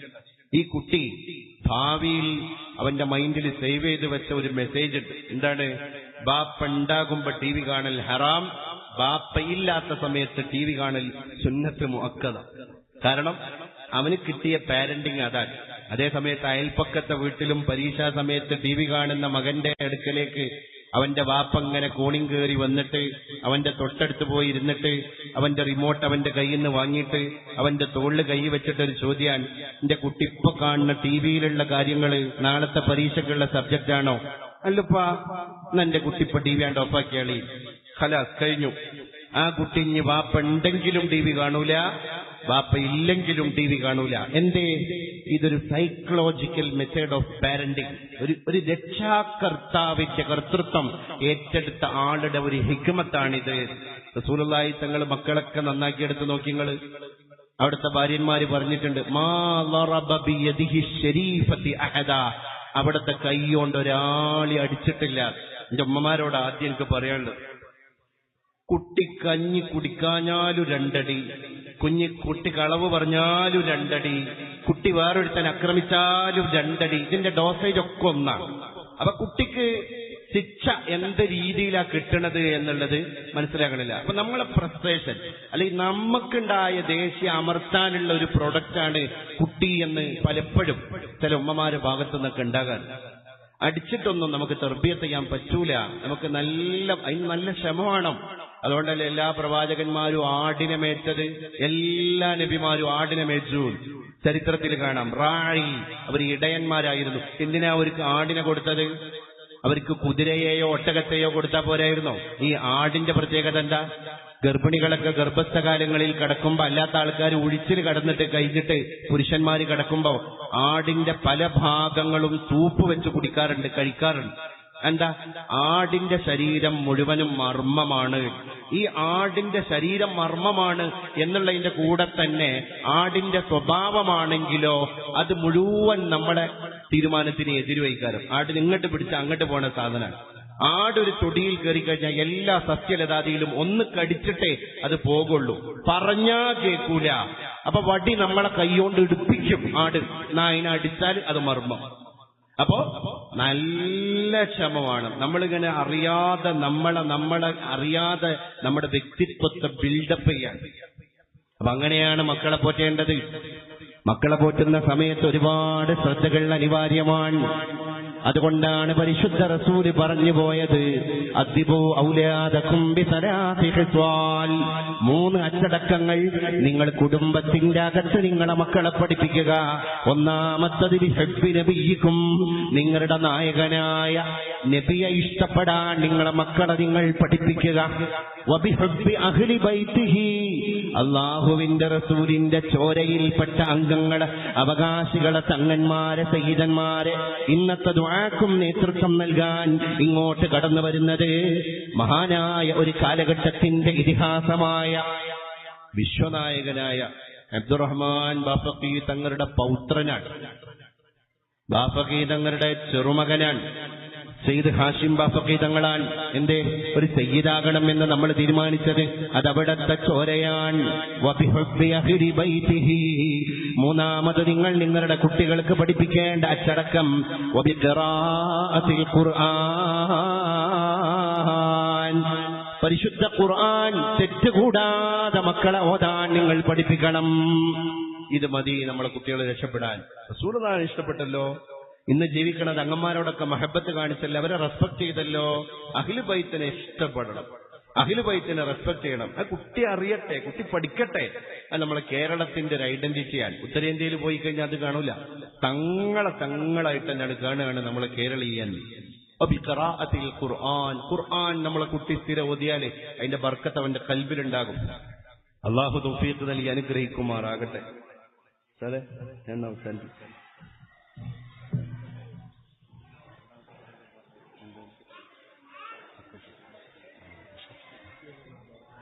ഇൻഷാ അല്ലാഹ് തങ്ങളവர்கள் തങ്ങൾപ്പാപ്പെത്തും. നമ്മളെ കുട്ടികളെ പരിപാടിക്ക് അൽഹംദുലില്ലാഹ് ഒരുപാട് കഴിഞ്ഞ് കുറച്ച് സമ്മാനങ്ങളൊക്കെ കൊടുക്കാണ്ട്. അതിവിടെ വെച്ച് തന്നെ കൊടുക്കണം. ഞാൻ നേരത്തെ പറഞ്ഞു, അത് ചെറുപ്പകാലത്ത് നമ്മളെ മക്കളിൽ ഉണ്ടാകുന്ന ചില പ്രതീക്ഷകളെ അതവരെ മൈൻഡിൽ ഇങ്ങനെ കുത്തി വെച്ചിട്ടുണ്ടാകും. ഞാൻ അന്ന് പൊതുവേദിയിൽ വെച്ച് സമ്മാനം വാങ്ങിയത്. അപ്പൊ അവരെ അതുപോലെ തന്നെ നമ്മളെ പള്ളിയിൽ പ്രാദേശിക ദർസ് നടക്കുന്നുണ്ട്. അൽഹംദുലില്ലാഹ് നമ്മളെ മക്കളൊക്കെ ആ പ്രാദേശിക ദർസിലേക്ക് പറഞ്ഞേക്കണം. അത് ദർസ് വിജയിക്കാനല്ല, നമ്മളെ മക്കൾ നന്നായി കിട്ടാൻ, നമ്മളെ മക്കൾ നന്നാവാൻ. ഭാവിയിൽ ആ കുട്ടികൾ പറയും ഞങ്ങളൊക്കെ ഓത്തുപള്ളിയിൽ പോയിരുന്നു, അവരെ മക്കളോട് പറയും. അവരെ മക്കളോട് അവർ പറയും ഇസ്ലാമിന്റെ കുറച്ച് കൾച്ചർ അവരെ ബ്ലഡിക്ക് കയറട്ടെ, അവരൊരുപാട് റാങ്ക് ഹോൾഡേഴ്സ് ഒന്നും ആവണ്ട, ഇവിടെ ഇങ്ങനെ വന്ന് അതിന്റെ ചൂടും ചൂരൊക്കെ അറിഞ്ഞ് ദീനിനോടുള്ളൊരു മഹബത്തും റസൂലിനോടുള്ളൊരു മഹബത്തൊക്കെ കൽബിക്ക് കയറട്ടെ. എന്നിട്ട് ഒരു ഉദ്യോഗസ്ഥന്മാരോ എന്താന്ന് വെച്ചാൽ ആയിക്കോട്ടെ, അള്ളാഹിനെ പേടിക്കുന്ന മക്കളായി നമ്മളെ മക്കൾ ജീവിച്ചാൽ മതി. അപ്പൊ ഇൻഷാ അല്ലാഹ് അതിലേക്ക് നിങ്ങൾ എല്ലാവരും നമ്മളെ മക്കളെ ഈ നാട്ടിലെ ദർസിലേക്ക്, നമുക്ക് വേറെയുള്ളവരോട് പറയാനൊന്നുമല്ല, നമ്മളെ മക്കൾ നന്നായി കിട്ടാൻ. ഞാൻ ഈ പറഞ്ഞ കറക്കു കമ്പനിയിലൊന്നും നമ്മളെ മക്കൾ പെടാതിരിക്കാൻ അതെല്ലാവരും ശ്രദ്ധിക്കുക. പിന്നെ മറ്റൊരു കാര്യം, ഇൻഷാ അല്ലാഹ് നമ്മൾ ഇപ്പൊ ഇവിടെ അൽഹംദുലില്ലാഹ് ഈ ടാർപോളിൻ ഷീറ്റൊക്കെ ഇട്ട് ഭദ്രമായി കയറൊക്കെ കെട്ടി മറിച്ചിരിക്കാൻ. ഞാനൊന്ന് ചോദിക്കട്ടെ, ഇങ്ങനെ ഓരോ പരിപാടികളും നമുക്ക് നടത്തേണ്ടി വരൂലേ? നമ്മൾ ഒരു ഭാഗത്ത് പള്ളി, ഒരു ഭാഗത്ത് മദ്രസ. അപ്പൊ ഇതിനൊരു സ്ഥിര സംവിധാനം ഉണ്ടെങ്കിൽ ഒരുപാട് പരിപാടികൾ നമുക്ക് ഫ്രീ ഓഫ് കോസ്റ്റിൽ ഇവിടുന്ന് നടത്താൻ പറ്റും. വലിയ ചെലവായി ഇതൊക്കെ. അപ്പൊ അതുകൊണ്ട് നമുക്ക് സ്ഥിര സംവിധാനം എന്ന രീതിയിൽ നമ്മുടെ ഈ രണ്ട് സ്ഥാപനങ്ങളുടെയും അങ്കണത്തിൽ ഒന്ന് നല്ല ഷീറ്റ് ഇടണം. ഞാൻ അതിന്റെ ഫണ്ട് റൈസിംഗ് ഒന്നും ഇപ്പൊ നടത്തണില്ല, പക്ഷെ എല്ലാവരെയും ശ്രദ്ധയില് ആ കാര്യം വേണം. ഉപ്പമാരെയും ഉമ്മമാരെയും സഹോദരിമാരെയും സഹോദരന്മാരുടെ ഒക്കെ ശ്രദ്ധയില് നമ്മളെ അടുത്ത പ്രൊജക്ട് നമ്മുടെ പള്ളിയുടെ മദ്രസന്റെ ഒക്കെ കോമ്പൗണ്ടില് നന്നായി ഒരു വൃത്തിയിൽ ഷീറ്റിട്ട് കഴിഞ്ഞാൽ ഒരുവിധം അത്യാവശ്യ പരിപാടികളൊക്കെ നമുക്ക് നടത്താൻ പറ്റും. മാത്രമല്ല, നമ്മൾ ഈ കുട്ടികളൊക്കെ ഈ മദ്രസ പഠിക്കുന്ന മക്കളാണ്, അവർക്കൊക്കെ ഒന്ന് മേനി ഓടാന് ഇതിന്റെ ഈ ഒരു ഭാഗമല്ലുള്ളത്. എന്തൊക്കെ കാര്യങ്ങൾ, അള്ളാന്റെ ആരാധനാലയം, ഈ ആരാധനാലയത്തിനേക്കാൾ ചിലപ്പോൾ പകല് ഈ മതപാഠശാലക്കും ഉണ്ടാകും. കാരണം ഇതിന്റെ ഉള്ളിൽ എന്താ ചെയ്യേണ്ടതെന്ന് ഇതിന്റെ ഉള്ളിൽ നിന്നാ പഠിക്കുന്നത്. ഇതില്ലെങ്കിൽ ഇതിനോട് പെരുമാറാൻ നമുക്കറിയില്ലല്ലോ. എഴുത്തിക്കാഫ് പഠിക്കണത് മദ്രസന്നാൻ, തിലാവത്തുൽ ഖുർആൻ പഠിക്കണത് മദ്രസന്നാൻ, അബ്ആദ് ഹൈആത്ത് പഠിക്കണത് മദ്രസന്നാൻ. അപ്പൊ രണ്ടും അനിവാര്യമാണ്. ഇൻഷാ അല്ലാഹ് അത് നിങ്ങളെ സജീവ ശ്രദ്ധയിലുണ്ടാകണം എന്ന കാര്യം കൂടി ഓർമ്മപ്പെടുത്തി ഇന്നത്തെ ഈ സദസ്സിന്റെ മുന്നിലേക്ക് നിങ്ങൾക്കുള്ള ഒരു സമ്മാനം എന്ന രീതിയിൽ ഞാനൊരു സ്വലാത്ത് റബീഉൽ അവ്വലിൽ തന്നെ പരിചയപ്പെടുത്തുകയാണ്. ഇത് കേട്ട ആൾക്കാര് ഇൻഷാ അല്ലാഹ്, പ്രത്യേകിച്ച് നമ്മൾ പെണ്ണുങ്ങന്മാരിലൊക്കെ ഇത് പറയുമ്പോൾ എനിക്ക് വലിയ പ്രതീക്ഷയുണ്ട്. കാരണം അവരൊക്കെ ചില കാര്യങ്ങൾ ഏറ്റെടുത്താൽ വീട്ടിൽ അത് മുറ തെറ്റാതെ നടത്തുന്ന കുറേ സ്ത്രീകളുണ്ട്. അള്ളാഹു ബർക്കത്ത് കൊടുക്കട്ടെ. അപ്പൊ ആ സ്വലാത്ത് ഏറ്റവും മുഅല്ലമായ സ്വലാത്താണ്. മഹാന്മാര് പറഞ്ഞു, സ്വലാത്തുകളുടെ കൂട്ടത്തിൽ ഇതിനേക്കാൾ മേന്മയുള്ള ഒരു സ്വലാത്തില്ല, ഇതിനേക്കാൾ മുന്തി നിൽക്കുന്ന ഒരു സ്വലാത്തില്ല. ഇനി അങ്ങനെ ഒരു സ്വലാത്ത് ഒരാൾക്ക് ഉണ്ടാക്കാനും കഴിയൂല. ഞാൻ ആ സ്വലാത്ത് ഇവിടെ പരിചയപ്പെടുത്തുകയാണ്. അതിങ്ങനെയാണ്: അല്ലാഹുമ്മ സല്ലി അലാ സയ്യിദിനാ മുഹമ്മദിൻ അദദ മാ ഫീ ഇൽമില്ലാഹ് സ്വലാത്തൻ ദായിമതൻ ബിദവാമി മുൽക്കില്ലാഹ്. ഈ സ്വലാത്തിന്റെ എണ്ണം എത്രയാണ്? അല്ലാഹുമ്മ സല്ലി അലാ സയ്യിദിനാ മുഹമ്മദിൻ. പഠിച്ചോനെ, വിശുദ്ധ നബിക്ക് നീ സ്വലാത്ത് എന്നിൽ നിന്ന് വർഷിച്ചു കൊടുക്കണേ. അദദ മാഫി ഇൽമില്ല, അല്ലാഹുവേ നിന്റെ അറിവിലുള്ള സകല വസ്തുക്കളുടെയും എണ്ണം സ്വലാത്ത്. ഇനി അതിന്റെ അപ്പുറത്തേക്ക് ഒരു എണ്ണം ഉണ്ടാവും, അള്ളാന്റെ ഇൽമിലുള്ള എണ്ണം. ഇത് എത്ര കാലമാണ്? സ്വലാത്തൻ ദായിമതൻ ബിദവാമി മുൽക്കില്ല, അള്ളാഹുവേ നിന്റെ അധികാരം നിലനിൽക്കുന്ന കാലം അത്രയും. അപ്പൊ സ്വർഗത്തേക്ക് പോകേണ്ടവര് സ്വർഗത്തേക്ക് പോയാലും നരകത്തേക്ക് പോകേണ്ടവര് നരകത്തേക്ക് പോയാലും അള്ളാന്റെ അധികാരം അവസാനിക്കൂല.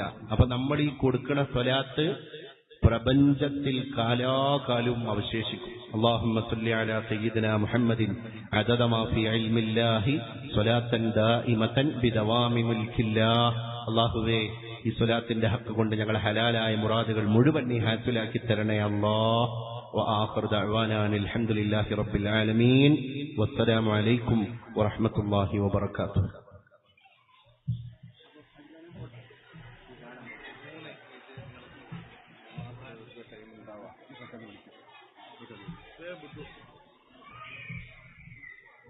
ഇവിടെ വെച്ച് നടന്ന ഖുർആൻ പാരായണത്തിൽ സബ് ജൂനിയർ